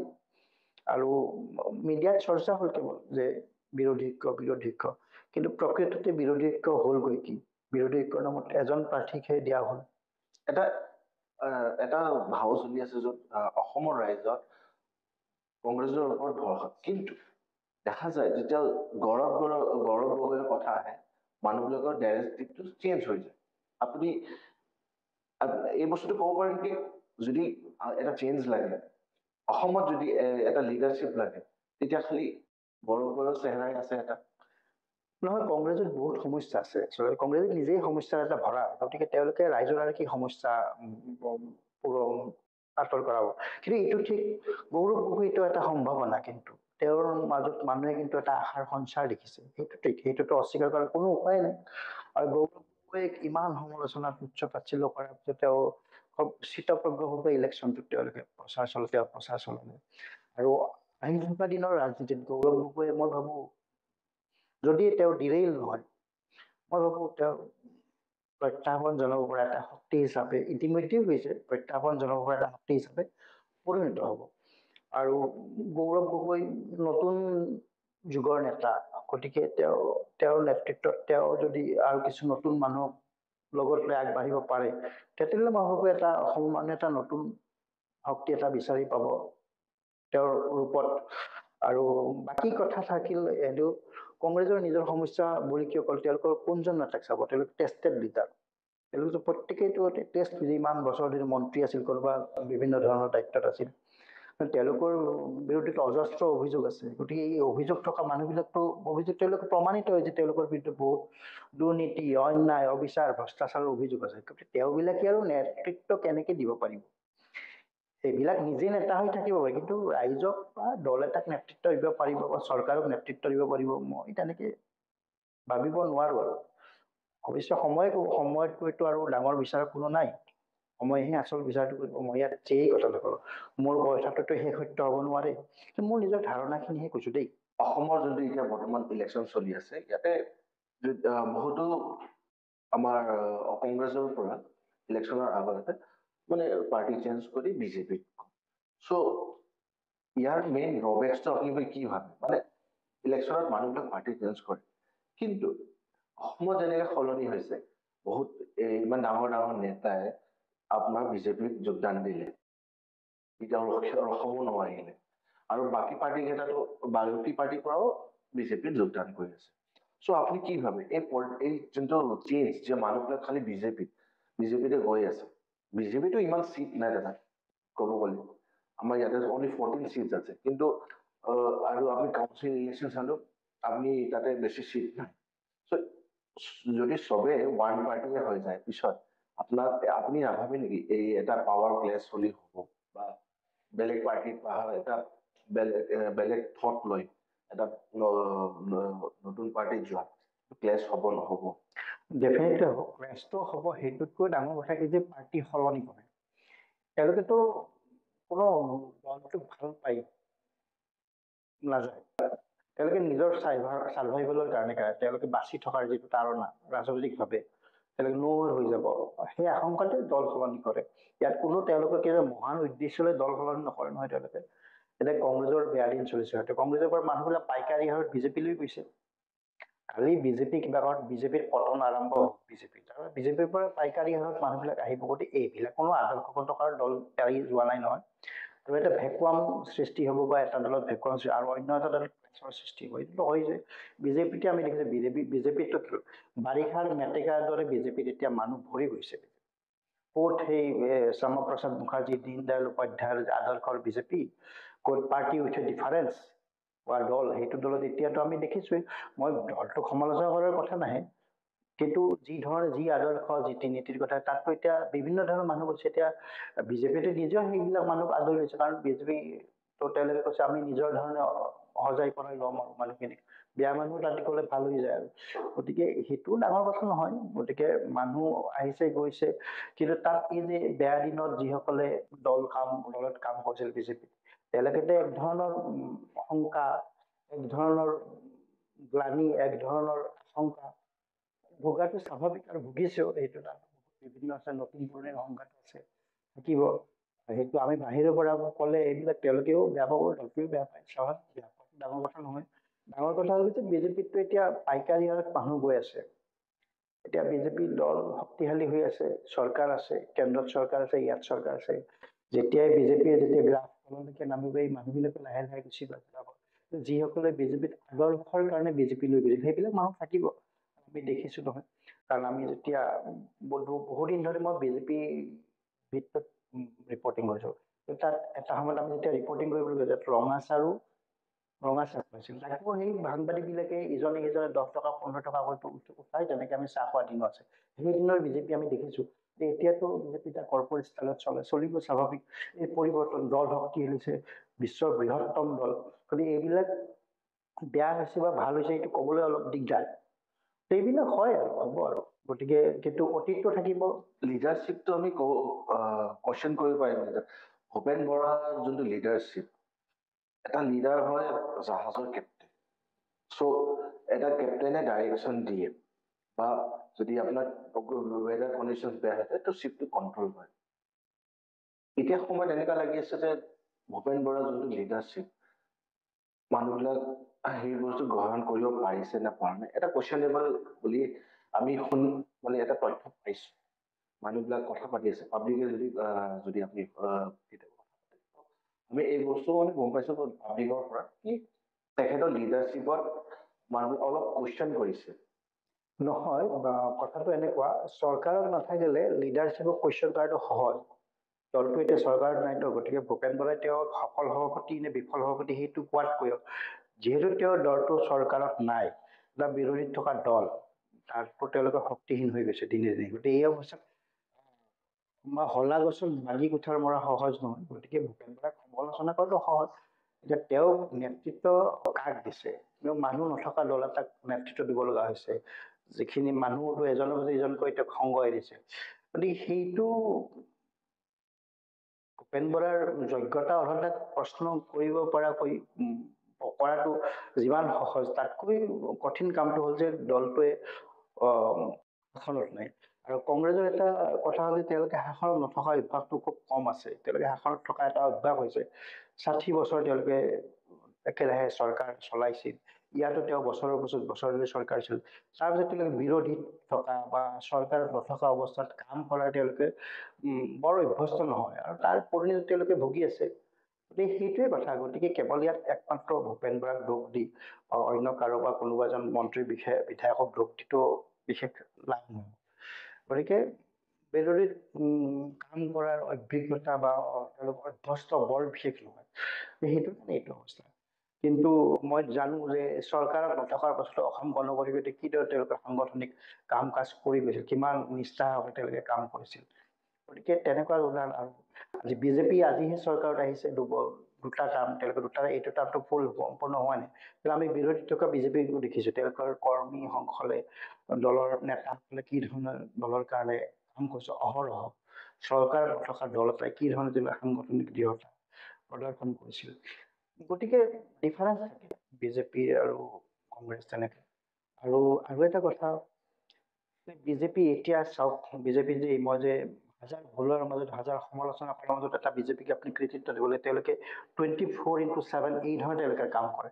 তেওঁলোকে অবিৰাম তেওঁলোকৰ সাংগঠনিক কাম, কোনো এজন দলৰ সাধাৰণ কাৰ্যকৰ্তাৰ পৰা একদম সভাপতি পৰ্যন্ত কোনো এনেই বহি থাকিব নোৱাৰে, অহৰহ কাম কৰে। যাৰ ফলত তেওঁলোকে ৰাইজৰ লগত তেওঁলোকৰ গণসংযোগটো অতি বেছি। মানে সেইটোৱে নিৰ্বাচনত তেওঁলোকক সফলতা আনি গ্ৰাউণ্ড লেভেলৰ পৰা মানে গ্ৰাউণ্ড লেভেল।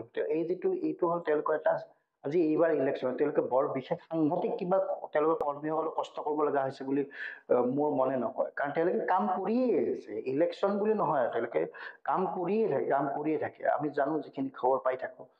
গতিকে যিহেতু অনবৰত তেওঁলোকে কামেই কৰি থাকে, গতিকে কাম সহজ হৈ যায়, উজু হৈ যায়। এই নিৰ্বাচনত তেওঁলোকে প্ৰতিফল সেইধৰণে পাব, পৰিণতি বা ফলটোতে সেইধৰণে পাব। আৰু এই যে আপুনি এটা কথা সুধিলে যে মানুহবিলাক অহা যোৱা, সেই কথাটো মই ক'লোৱেই, এইবিলাক আৰু তেওঁলোকে নিজৰ ছাৰ্ভাইভেলৰ কাৰণে তেওঁলোকে দল সলনি কৰিছে। কালি কংগ্ৰেছৰ ভাল দিন আৰু মানুহবিলাক আহি যাব, ৰিটাৰ্ণ হ'ব, সেইটোৱে। আমি অসমৰ কথা ক'লে অসমৰ CM ডক্টৰ হিমন্ত বিশ্ব শৰ্মাৰ কথা আমি ইগন'ৰ কৰিব নোৱাৰোঁ। তেখেত পাষ্ট সময়ত এটা ডাঙৰ পাৱাৰ হাউচ, নিজে অকলে এটা পাৱাৰ হাউচ হৈ উঠি আহিছে অসমৰ কাৰণে।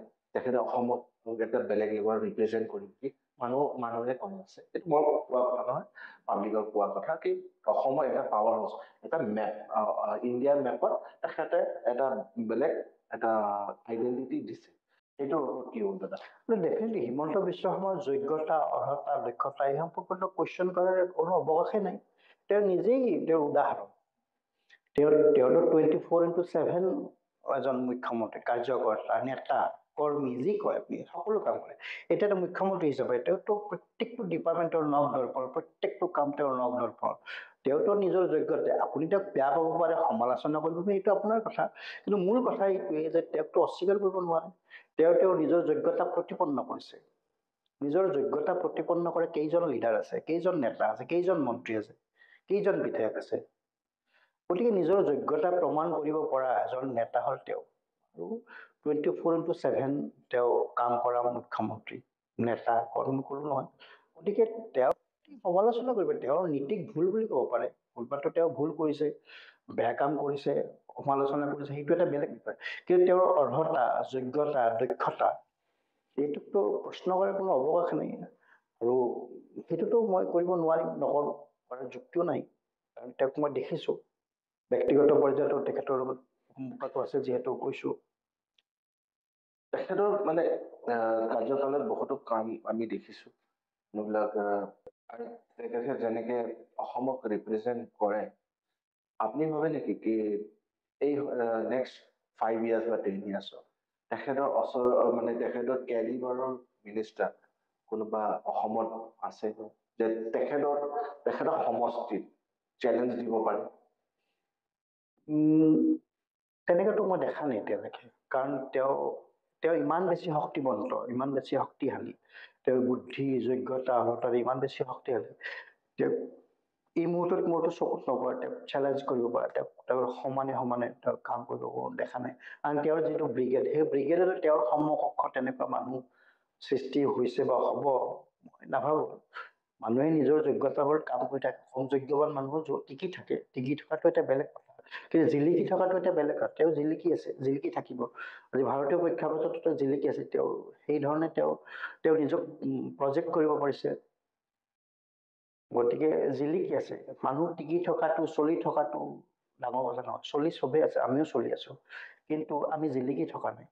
জিলিকি থাকিব পৰা আমাৰ সেই যোগ্যতাটো নাই, অৰ্হতাও নাই, দক্ষতাও নাই।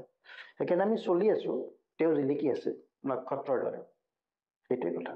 মানে এই ইলেকশ্যনটো আমি ক'ব পাৰোঁ দাদা কি এই ইলেকশ্যনটো মষ্ট প্ৰবেবলি এটা ওৱান চাইডেড আমি ক'ব পাৰোঁ? ডেফিনেটলি এইবাৰৰ নিৰ্বাচনটো একপক্ষ। মই অসমৰ প্ৰেক্ষাপটতো হাজাৰবাৰ কম, এইটো একপক্ষ নিৰ্বাচন। নিৰ্বাচনী ফলাফল অৱশ্যে জনতাই দিব, জনতাৰ ৰায়টো বেলেগ। কিন্তু দেখা কথা যিটো, সেইটোতো সত্য, ওৱান চাইডেড এটা ইলেকশ্যন।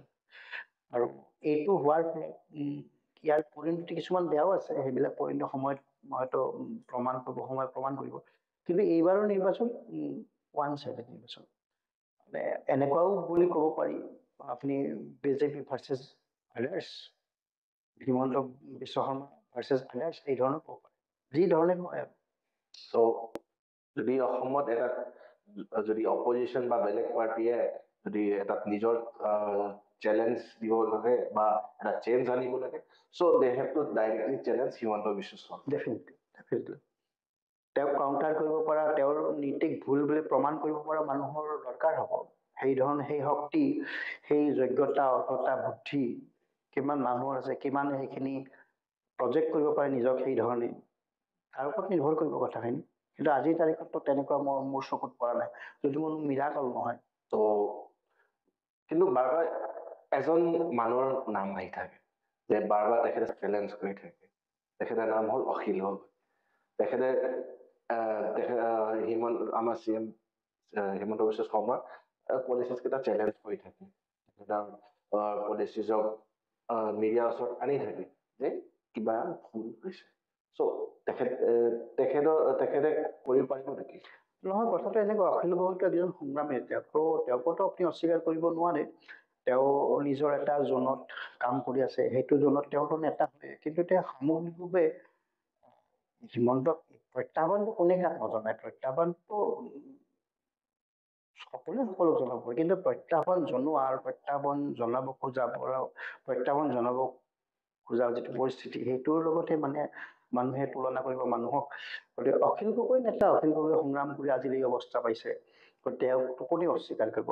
কিন্তু এইটো তুলনা হিমন্ত বিশ্ব ভাৰ্চেছ অখিল গগৈ, এইটো তুলনা কৰাটো ভুল হ'ব, এইটো ঠিক নহ'ব। বৰ্তমান সময়ত নোৱাৰে। তেওঁ অখিল গগৈ অসমৰ নেতা বুলি ক'বলৈ অলপ দিগদাৰ হয়। তেওঁতো এটা পাৰ্টিকুলাৰ এটা জোনত তেওঁ এটা হেৰি কৰি আছে। তেখেতৰ ইমান এতিয়ালৈকে পলিটিচিয়ানতকে বেছি এটা সংগ্ৰামীতকে ডেফিনেটলি তেওঁ নিজৰ কষ্ট কৰি তেওঁ নিজৰ প্ৰতিষ্ঠা হৈছে, নিজে কাম কৰিছে মানুহৰ হৈ। কিন্তু কথা হ'ল যে তেখেতেও বিভিন্ন সময়ত বিভিন্ন ধৰণে তেওঁ নিজেও বিতৰ্কৰ আৱৰ্তত সোমাই পৰিছে। কিন্তু তেওঁ সামগ্ৰিকভাৱে অসমৰ নেতা হ'বলৈ হ'লে তেওঁতো আৰু ডেফিনেটলি কষ্ট কৰিব লাগিব। তেওঁৰ নিজৰ ডাইমেনশ্যন হয়তো চেঞ্জ কৰিব লাগিব পাৰে। গতিকে আজিৰ তাৰিখত মই নাভাবোঁ দেই সেই ধৰণে কথাটো উচিত নহ'ব নেকি, তেনেকৈ ভাবোঁ। এইটো মোৰ দৃষ্টিভংগীয়ে দেই, মোৰ দৃষ্টিভংগীটো সৰ্বশেষ শুদ্ধ দৃষ্টিভংগী বা সত্য দৃষ্টিভংগী বা এইটোৱেই শেষ দৃষ্টিভংগীটো হ'ব নোৱাৰে। মই মোৰ ধৰণে কথাখিনি কৈছোঁ আৰু। ঠিক আছে দাদা, আমি এতিয়া আপোনাৰ পাৰ্চনেল লাইফলৈ আহোঁ।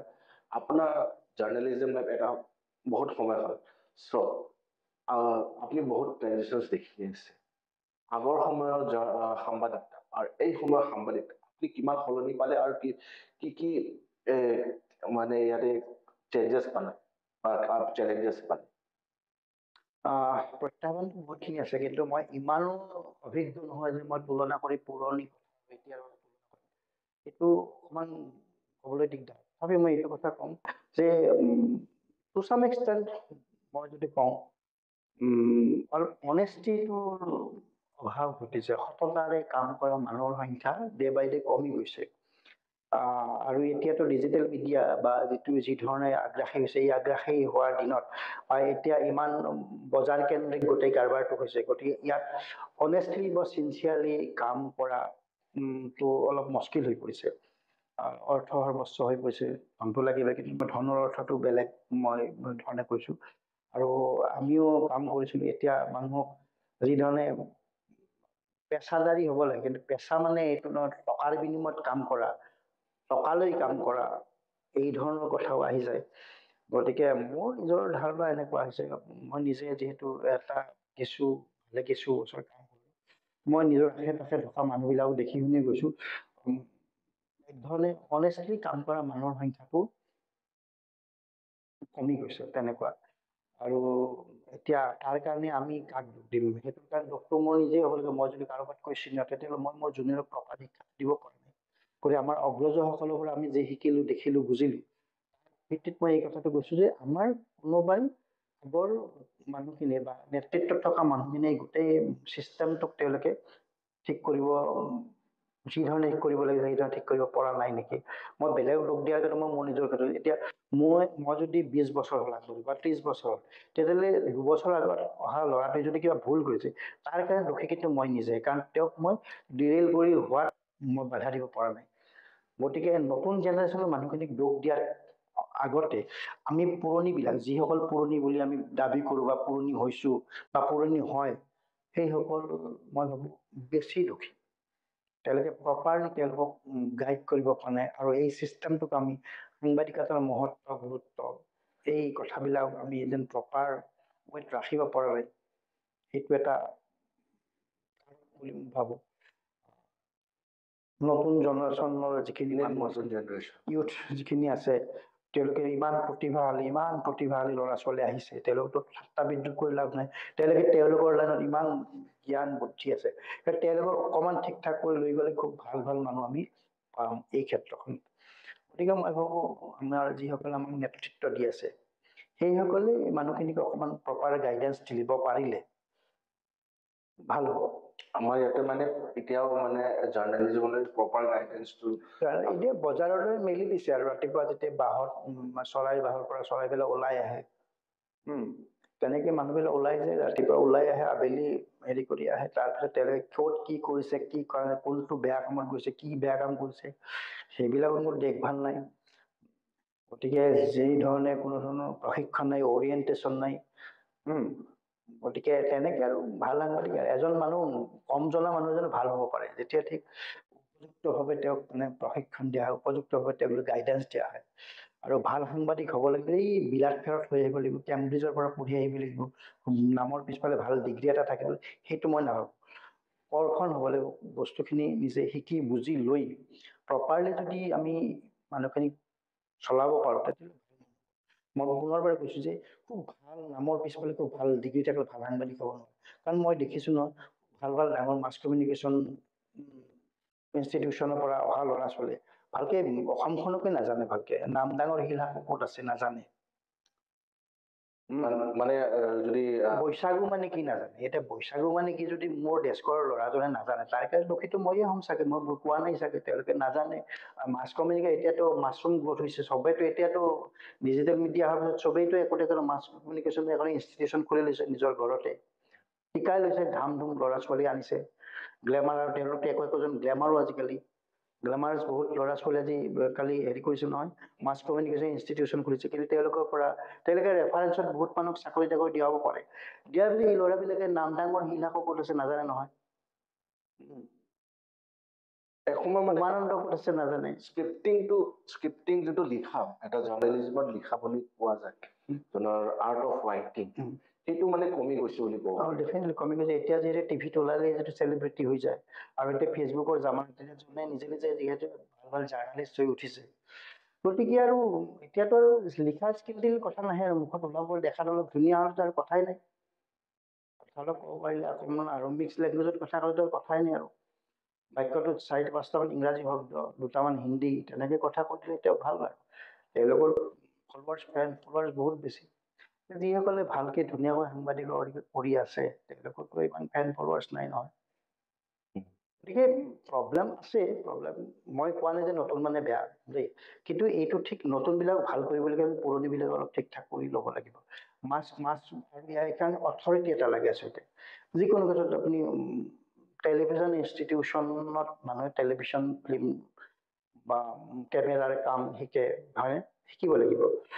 গতিকে তাৰ পৰা শিকি আহিলে এটা অৰ্হতা লৈ আহে, কিন্তু অৰ্হতা নোহোৱাকৈ যেতিয়া আহিব, অৰ্হতা মিনছ মই এইটো কথা কৈছোঁ যে নিজৰ আমাৰ বুৰঞ্জী, আমি আমাৰ ভূগোল, আমি আমাৰ নিজৰ জাতিটোৰ কথাখিনি যদি নাজানি যদি আমি সাংবাদিকতা কৰিব আহিছোঁ, তেতিয়াহ'লেতো এটা এক ধৰণৰ ভয়ংকৰ কাৰবাৰ এটা। বহুত বেছি জানিব নালাগে, কিন্তু মিনিমামখিনিতো জানিব লাগিব, বেচিক্সখিনি আমি নাজানো। সেইটোৱে ক'লো আমাৰ অসমত কিমান জাতি জনগোষ্ঠী, সবখিনি নাজানো, কিছুতো জানিবলৈ। মই ক'লোৱে নহয় বৈশাগু মানে কি, মই কেইদিনমান আগতে মোৰ জুনিয়ৰজনক ক'লো যে এইটো ৰংজালী বৈশাগু কি, বিহু বিহুটো বৈশাগু। এইটো যদি আমি নাজানো অসমখন থাকে, তাৰপিছত আৰু আমি বিৰাট ডাঙৰ ডাঙৰ কথা কওঁ, অসম এক হৈ থাকিবলৈ, কিবা হৈ থাকিবলৈ। মোৰ কাষৰ বড়ো মানুহখিনিৰ কথা মই নাজানো, অথচ আমি তুচ্ছ তাচ্ছিল্য কৰি থাকিম নহয়। তাৰ ইমানে আমি কিন্তু হেৰি জানো, ভেংগাবাইজ জানো, সেইটো ব্ৰাজিলৰ এইটো জানিব। গতিকে সেই কথাটো তেনেকুৱা মানে আমি যেতিয়া শিকিছিলো তেতিয়া আমি মানে বেচিক্স যোনটো শিকাইছিলে কি আপুনি বেলেগ নাপাৰিব কি জাৰ্ণালিজমৰ যোনটো বেচিক এথিক্স আৰু মৰেলিটি যোনটো আপুনি সাংবাদিক হ'বলৈ লাগে সেইটো শিকিব লাগিব। কিন্তু আপোনাৰ মাইণ্ডত এটা কনচিয়াছনেছ আছে কি আপুনি ভুল কৰি আছে নে ভাল কৰি আছে, এই বস্তুটো জানিব লাগিব। আৰু কাৰ লগত কৰি আছে, কিমান ক'ব লাগে বা কিমান ক'ব না নাই আৰু এটা কথা সাংবাদিকতাতে এনে সেইসকলে আহিলে কেৱল নামৰ পিছফালে ডিগ্ৰী আছে খুব ভালকে ইংৰাজী ক'ব পাৰে সেইকাৰণে সাংবাদিক হ'ব নালাগে কিন্তু সাংবাদিকতাৰ প্ৰতি আৰু মইতো অভিনয় কৰিব নোৱাৰো অভিনয় ভাল পোৱা মানে মই কৰিব নোৱাৰো নহয় মইতো গান গাব নাজানো মই গান শুনি ভাল পাওঁ শুনি ভাল পোৱাৰ গান গোৱাটো ডিফাৰেঞ্চ আছে মই গান গাব মোক গান গাব দিলে নোৱাৰিম এতিয়া মোক যদি মানে আপুনি কয় যদি এটা গান গাই দিয়ক মই কিয় গান গাওঁ মই গান গাবই নাজানো শচীন তেণ্ডুলকাৰে চেৰিটি মেটছত ফুটবল খেলিব কিন্তু তেওঁ ফুটবলাৰ নহয় মাৰাডোনা ক্ৰিকেট খেলিব দিলে নহ'ব নহয় জানো গতিকে ইংৰাজী ভালকে ক'লেই যে তেওঁ ভাল সাংবাদিক হ'ব হিন্দীত ভালকে কথা ক'লে যে ভাল সাংবাদিক সেইটো নহয় কথাটো হ'ল যে এই বিষয়টোৰ প্ৰতি আগ্ৰহ তেওঁৰ আছেনে নাই সাংবাদিকতা কৰিবলৈ তেওঁ উপযুক্তভাৱে তেওঁ সেই বিষয়টোৰ প্ৰতি তেওঁ আনুগত্য কৰিব তেওঁৰ প্ৰতি এই বিষয়টোৰ প্ৰতি তেওঁৰ আগ্ৰহ কিমান একাগ্ৰতা কিমান তেতিয়া যদি একাগ্ৰতা থাকিলে মানুহ কম জানিলে কিন্তু ভাল সাংবাদিক হ'ব পাৰে কিন্তু কৰ্ষণ কৰি শিকি মোৰ নিজৰ দৃষ্টিভংগী কাৰণ মই বৰ জনা বুজা মানুহ নহয় মই বেছি নাজানো শিক্ষা দীক্ষা বৰ বেছি নাই কিন্তু মই বহুদিন কৰি অকণমান কিবা এটা সামান্য জ্ঞান এটা অৰ্জন কৰিছো আৰু মই ভাবো এই সাংবাদিকতা কৰাটোৰ বাহিৰে মোৰ একো যোগ্যতাই নাই মই বেলেগ কাম কৰিলে মই একো কৰিব নোৱাৰিম বা পিয়নটোও হ'ব নোৱাৰিম কিজানি মই নিজক মই তেনেধৰণে ভাবো তাৰমানে সেইটো কথা আৰু এইটো প্ৰত্যেক সাংবাদিকতা কৰিবলৈ অহা প্ৰত্যেকটো মানুহে সেই ধৰণে ভাবিব লাগে এতিয়া যতীন বৰা ভাল অভিনেতা নহয় জানো যতীন বৰাক ভাল সাংবাদিক হিচাপে নাপাবও পাৰো তো যতীন বৰা কেনেকে ভাল সাংবাদিক হ'ব তেওঁ নোৱাৰে নহয় তেওঁ অভিনয় কৰিছিল তেওঁ ক্ৰিকেট খেলিব পাৰিব এক্টৰ বুলি ক'ব অভিনয় এতিয়া তৰালী শৰ্মা আমাৰ নেশ্যনেল এৱাৰ্ডী হয়নে তেওঁ গান গায় তেওঁ ইমান প্ৰতিভাশালী তেওঁতো অন্য কোনোবা এটা ফিল্ডত নোৱাৰিব পাৰে নহয় জানো মূল কথা এই কথাটো যিমানেই আমি সোনকালে বুজি পাম তেতিয়া আমাৰ সকলোৰে মংগল এতিয়া নন জাৰ্ণালিষ্ট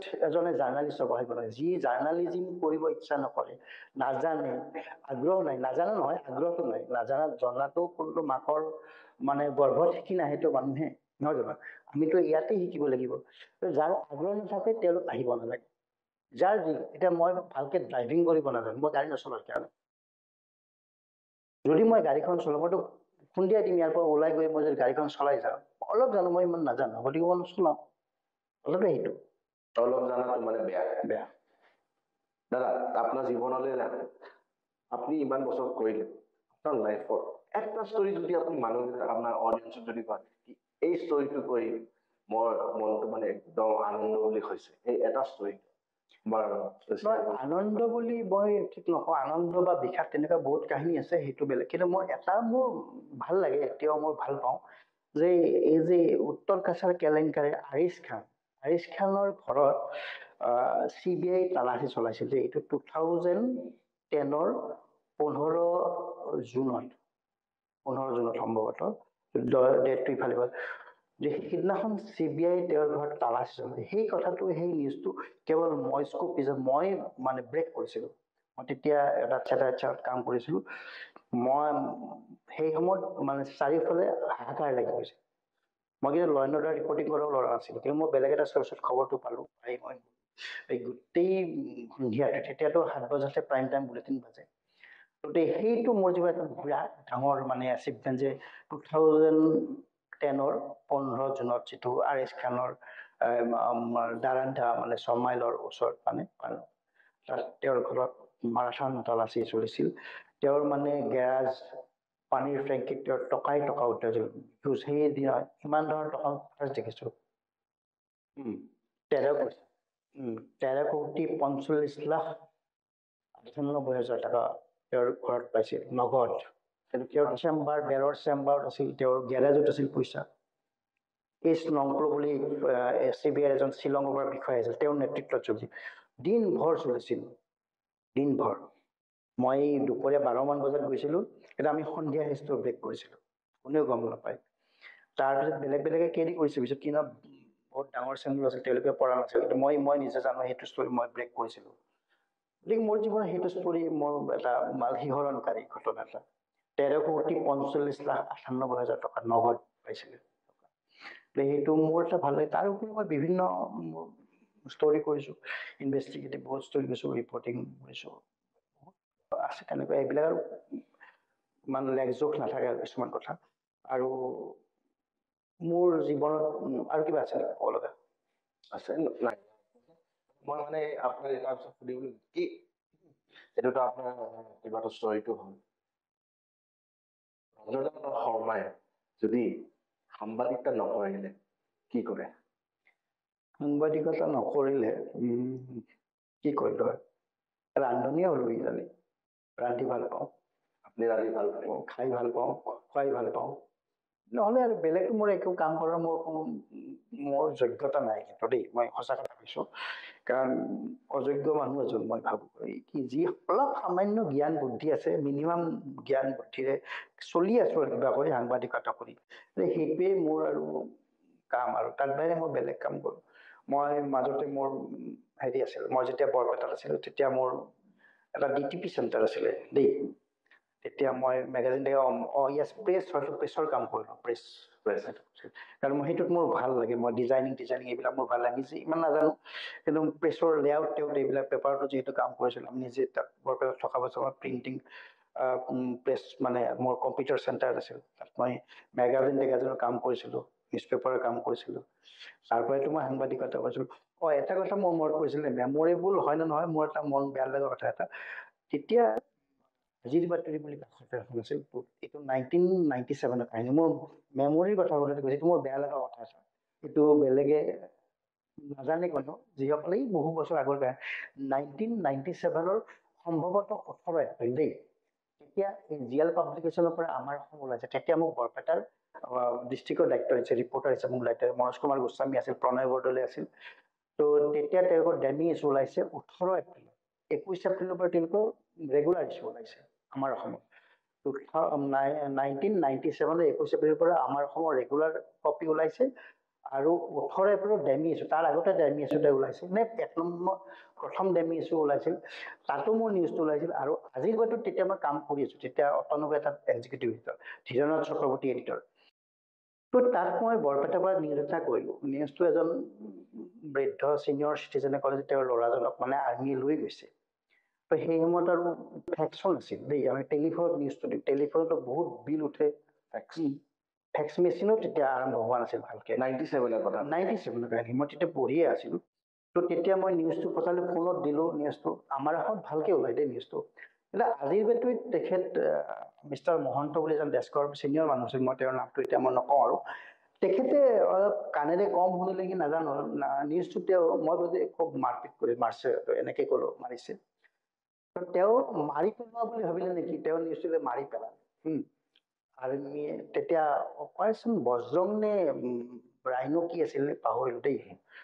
তো তেতিয়া কি হ'ল, নেক্সট ডে আজিৰ নিউজটো ওলালে যে হেৰি সেই মানুহজনক আৰ্মিয়ে মাৰি পেলোৱা বুলি নিউজটো, ডেকা ল'ৰা এজন চালফা হৈছিল আৰু আলফাৰ পৰা আহিছিল। তো ঘটনা হাহাকাৰ লাগি গ'ল। মই তেনেকৈ নিউজটো দিলোঁ, মোৰ পেপাৰ আজিৰ বাতৰি পেজ 1ত ওলাইছে নিউজটো। আমাৰ অসমতো নিউজটো দিছোঁ, ডেমি ইছ্যু ওলাইছিল আমাৰ অসম সুন্দৰভাৱে নিউজটো ওলাল দেই। আজিৰ বাতৰিটো তেনেকৈ ওলাইছে, মই আপোনাক কৈছোঁ, আপুনি মৰি গ'ল বুলি কৈছে, আৰজ কৈছোঁ, মাৰি পেলালে। সেইটো ভুল বাতৰি। সেই বাতৰিটো মোৰ ক্ৰেডিটত ওলাল, মোৰ নামত ওলাইছে নিউজটো, মোৰ মানে যিটো ডেজিগনেশ্যন মতে ওলাইছে, প্ৰিণ্টত পেজ 1ত ওলাইছে। হাহাকাৰ লাগি গোটেই ডিষ্ট্ৰিক্টত, অসমতে হাহাকাৰ যে এনেকে আৰ্মিয়ে বৰপেটাৰ ল'ৰা এজনক মাৰি পেলালে। ভুল বাতৰি। তেতিয়াতো হাহাকাৰ লাগিল, কি হ'ল, ময়ো ভয় খালোঁ, কি হ'ব এতিয়া। তাৰপিছত মই তেতিয়াতো লেণ্ডলাইন ফোন কৰি এইটো বিৰাট ভুল দেই, নেক্সট ডে আমি স্পষ্টীকৰণ এইটো ভুল হৈ গ'ল। আবেলি মোৰ শুভাকাংক্ষী এজনে মোক আহি পেলাই, ৰঞ্জন এইটো তোমাৰ ভুল হৈছে, আৰ্মি কিন্তু তোমাক আজি বিচাৰি আহিব, তুমি পলাই থাকা নেকি এবাৰ। মোক তেনেকুৱা হয় নেকি, মোৰ ভয় লাগিল। আমাৰ ঘৰটো সাধাৰণ পৰিয়াল, দেউতা টিচাৰ আছিল, ঘৰ চৰ সাধাৰণ ঘৰ, ভঙা চিঙা ঘৰ। তাৰপিছত সেই মানুহজন মোক শুভাকাংক্ষী, তেওঁৰ নাম গুণধৰ দাস আছিল দেই, ভেটেনাৰী ফিল্ড এছিষ্টেণ্ট আছিল, মোক খুব ভাল পায় তেখেতে। তেখেতে আহি মোক কৈ গ'ল যে তুমি আজি পলাই থকাটো ভাল হ'ব, তোমাক আৰ্মি লৈ যাব। ভুল কাহিনী। কিছু সময় পিছত আৰ্মিৰ এটা দল আহিল। তেতিয়া মোৰ ঘৰ বৰপেটা বৃন্দাবনীত দেই।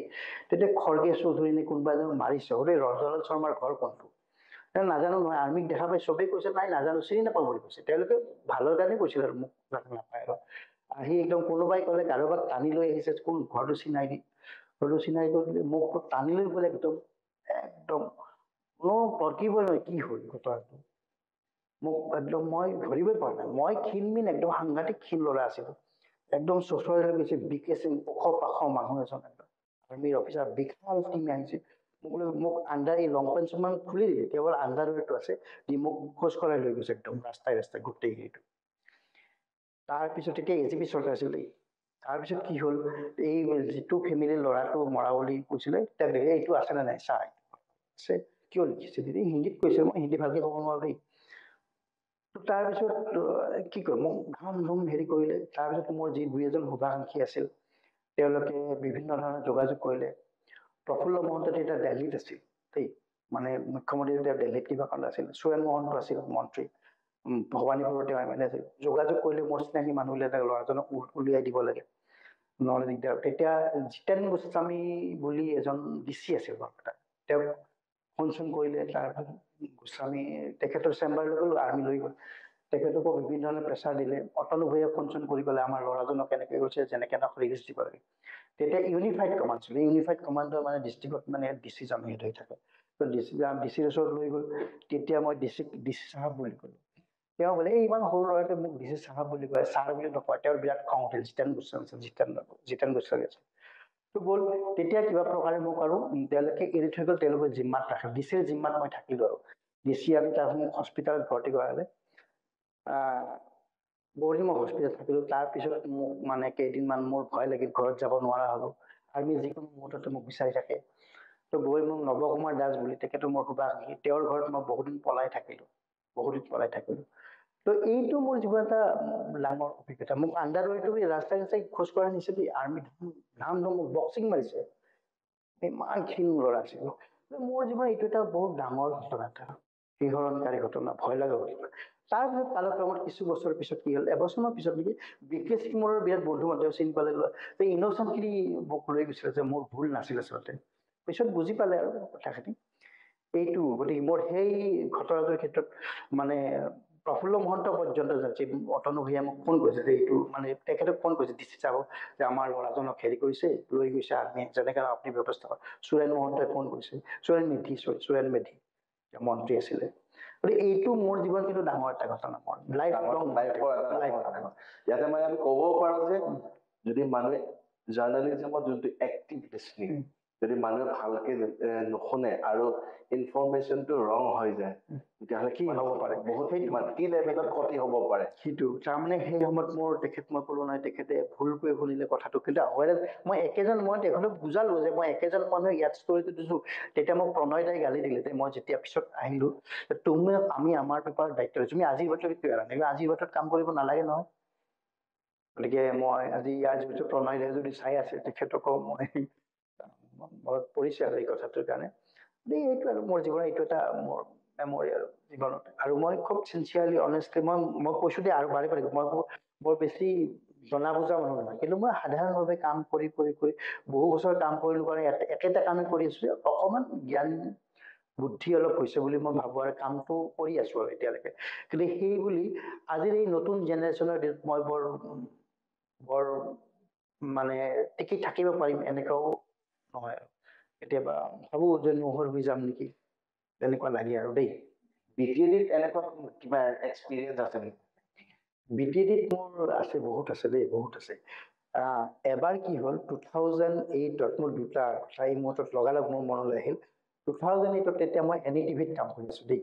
তেতিয়া মোৰ লগত কেমেৰা পাৰ্চন পংকজ বৰা বুলি কৈছিল, তেওঁ এতিয়া ND24ত কাম কৰি আছে, পংকজ বৰা। মই গ'লো, তাত কি হ'ল, তাতো হেৰি হৈছিল, বড়ো হেৰি মুছলিম সংঘত প্লেচ এটা হৈছিলে। তাত মই ৰৌতাৰ ফালে গৈছিলো দেই। তাত যাওঁতে কি হৈছিলে, আমি বহুত ভিতৰুৱা ঠাইলৈ গুচি গ'লো। যোৱাৰ পিছত মানুহবিলাক আমাক খেদি আহিছিল, মানে গণ্ডগোলত। তো তাত মানে একদম আমি ডাঙৰ ভয়ত মানে পলাই নেশ্যনেল হাইৱেত আহি কোনোমতে হেৰি কৰিলো। তেতিয়া তাত PTC দিব মই পৰা নাছিলো দেই, PTC। তেতিয়া তেওঁ মানে প্ৰায় 20-25 বাৰ মই মানে NG খাইছো। এইটো মোৰ এটা বৰ ইণ্টাৰেষ্টিং কথা। সেইটোৰ লগত এইটোৰ পৰা সম্পৰ্ক নাই, কিন্তু মই টেলিভিশ্যন জাৰ্নেলিজমত মোৰ মানে কিমান হেৰি এটা অভিজ্ঞতা, এইটোত মানে নতুন তেতিয়া আছিল, জাষ্ট কিছু মাহ হৈছিলে মাত্ৰ। 2008ৰ জানুৱাৰীত মই NDTVত জইন কৰিছিলো। তাৰ পিছৰ এটা মই কাহিনী কৈছো, সেইটো পংকজে এতিয়া চাই আছে যদি তাৰ মনত এতিয়া আৰু নেক্সট এটা হ'ল কি যে 2012 তেতিয়া মই কোকৰাঝাৰ গৈছোঁ। তেতিয়া মই DY 365 কাম কৰিছোঁ। DY 365 কোকৰাঝাৰৰ পৰা ৰিপৰ্টিংবিলাক অকণ মিছ ৰিপৰ্টিং হৈছিল। তাৰ পৰা প্ৰপাৰ যিখিনি ডেস্কত সেইটো প্ৰপাৰ মই কৈছোঁ নহয়, ইয়াত অকণমান ভুল ধাৰণা এটা কিছুমান আছে। গতিকে তাত মানে এলিগেশ্যনটো বড়ো পিপলৰ ওচৰত অনবৰত হৈ আছিল, যাৰ কাৰণে চেনেলটো আমাৰ তাত লোকেল ৰিপৰ্টাৰ আছিল চমৰ বসুমতাৰী, সমৰক মানে সমৰক তাৰ মানুহে বিৰাট দিগদাৰ দিছে, সি মানে কাম কৰিব নোৱাৰা হৈ গৈছে যে তহঁতৰ চেনেলটো কিয় এই কামটো, সি ইন'চেণ্ট কিন্তু সি প্ৰপাৰ হেৰিখিনি পঠাইছে, কিন্তু ইয়াত ভুল কৰি হেৰি হৈছে। তো লাষ্টত অফিচৰ পৰা এটা সিদ্ধান্ত হ'ল যে মই তাত ফিল্ডত যাম, আৰু মই গ'লো। আমাৰ DSNG ভান লৈ গৈছো। এতিয়া ওমশ্ৰী হোটেলখন আছে নহয়, ওমশ্ৰী হোটেল পুলিচ পইণ্টটো আছে নহয়, জাষ্ট মই দিনৰ 11মান বজাত গৈ পাইছো। তেতিয়া মোৰ খুব ভাল লাগিল। এতিয়া মই মানে মানুহখিনি ইমান এই আমাৰ মানুহ আহি গ'ল, আমাৰ মানুহ আহি গ'ল, মই ৰঞ্জনাথ শৰ্মা কৈছো আমাৰ মানুহ আহি গ'ল। তাৰপিছত সেই তাত নামিয়ে মই লাইভ টেলিকাষ্ট এটা কৰোঁ। তেতিয়া মই প্ৰপাৰ কথাখিনি অকণমান বেলেগ টাৰ্ণটো মই অৰিজিন কথাখিনি মই ক'ব আৰম্ভ কৰোঁ, কাৰণ মই অলৰেডি গম পাইছো ঘটনাটো ক'ৰ পৰা কেনেধৰণে আৰম্ভ হৈছে, কি হৈছিল। চ' সেই তেতিয়া যেতিয়া গ'লো এই আমাৰ অৰিজিন কথা কৈছে, এনেকে মানুহবিলাক ক্লেপ দি আৰম্ভ কৰিলে। তাৰ ওচৰত এইবিলাক পুৰণি ভিডিঅ'বিলাক চালে এতিয়া ওলাব মানুহবিলাক কেনেকে ক্লেপ দিলে, এইটোৱে একচুৱেল কথা কৈছে, এইটোৱে আচল ঘটনা। তাৰপিছত মানুহবিলাকে মোক ইমান চাহাৰা দিলে, মানে বিৰাট চব ইনফৰমেশ্যন বিলাক দিয়ে। কিন্তু মোৰ যিটো চেনেলৰ ৰিপৰ্টাৰক মাৰিব খুজিছিল, অথচ তেওঁ বড়ো ল'ৰাই আছিল, বড়ো মানুহে তেওঁক মাৰিব, কাৰণ ভুল মিছ ৰিপৰ্টিং হৈছিল। কিন্তু তাৰ দুখ নাই দেই, চমৰে চাই আছে যদি গম পাব তাৰ অলপো দুখ নাছিলে। মানে মিছ ৰিপৰ্টিংটো মানে কি তাৰ পৰা আহিছে। ৰিপৰ্টিংটো মই ইয়াতে কৈছো, যিহেতু ৰিপৰ্টিং ডেস্কত বনোৱা হৈ আছিল, কাহিনীবিলাক বেলেগ হৈ আছিল, প্ৰপাৰলি তাত মানে হেৰি হোৱা নাছিল। তেওঁলোকৰ ধাৰণাটো মিছ ৰিপৰ্টিং হৈছে। যেতিয়া মই তেতিয়া লাইভ টেলিকাষ্ট কৰিলোঁ, মই কিমান দিন আছো, প্ৰায় এমাহমান তেতিয়া তাত আছো দেই।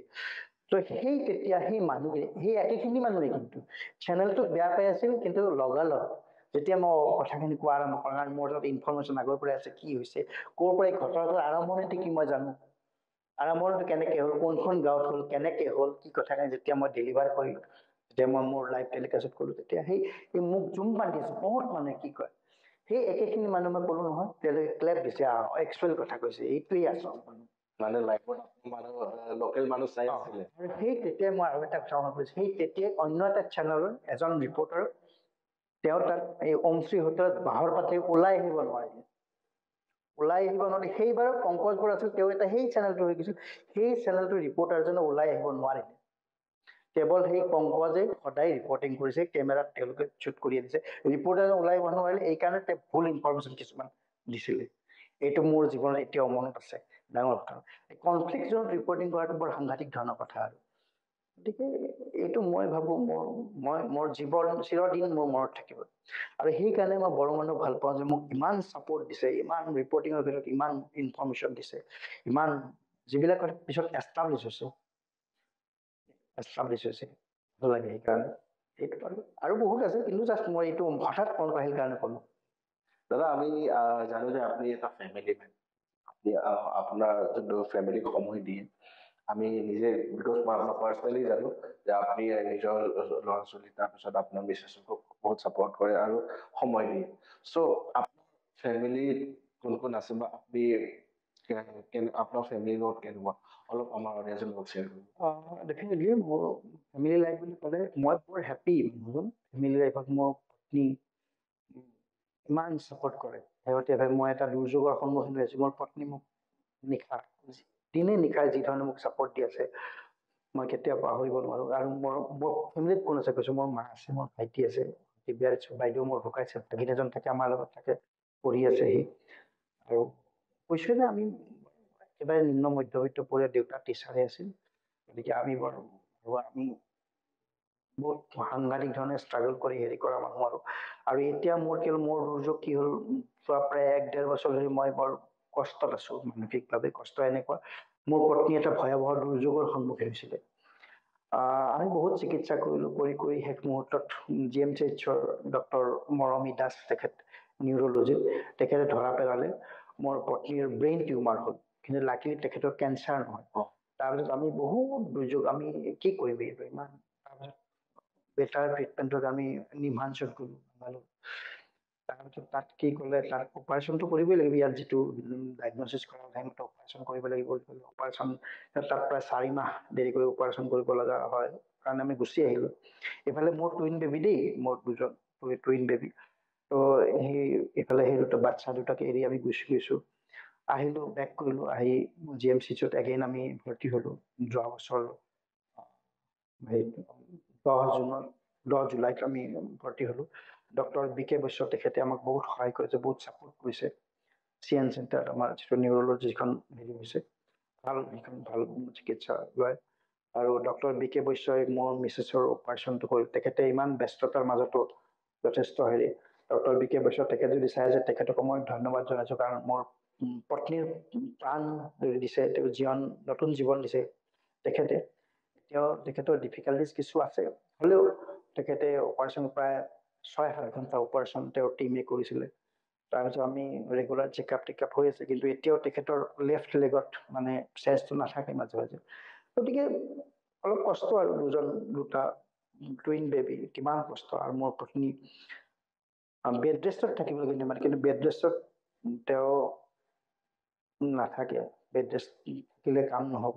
তেখেতৰ ভনীয়েক আহে মোৰ ওলালে বুলি, তেখেতে বহুতখিনি সহায় কৰে। মোৰ পত্নীৰ কথাটো মই বৰ ভাল লাগে। আৰু মোৰ আচলতে যদিও মই লেট মেৰেজ, তেখেতে মোক ইমান ছাপোৰ্ট কৰিছে, বহুত ছাপোৰ্ট।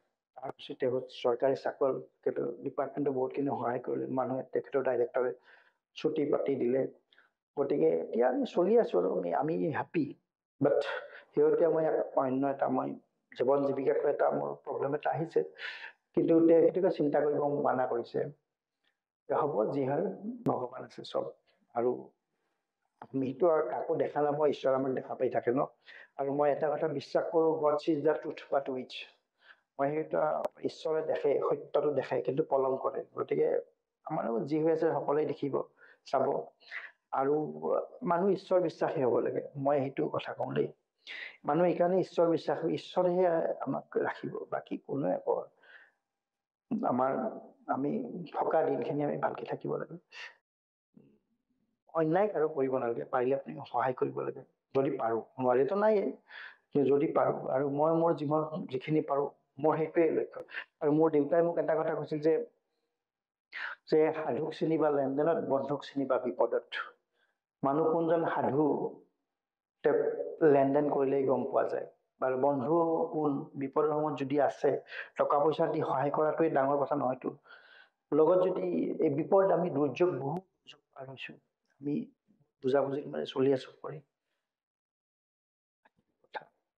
মানে কিছুমান কথা বেয়া লাগে, কিন্তু মোৰ পত্নী গ'লোৱে নহয়, কিমান সাহাৰা দিছে আমাৰ। মই কিছু ক্ষেত্ৰত সাহসী নহয়, অলপ দুৰ্বল মানুহজন।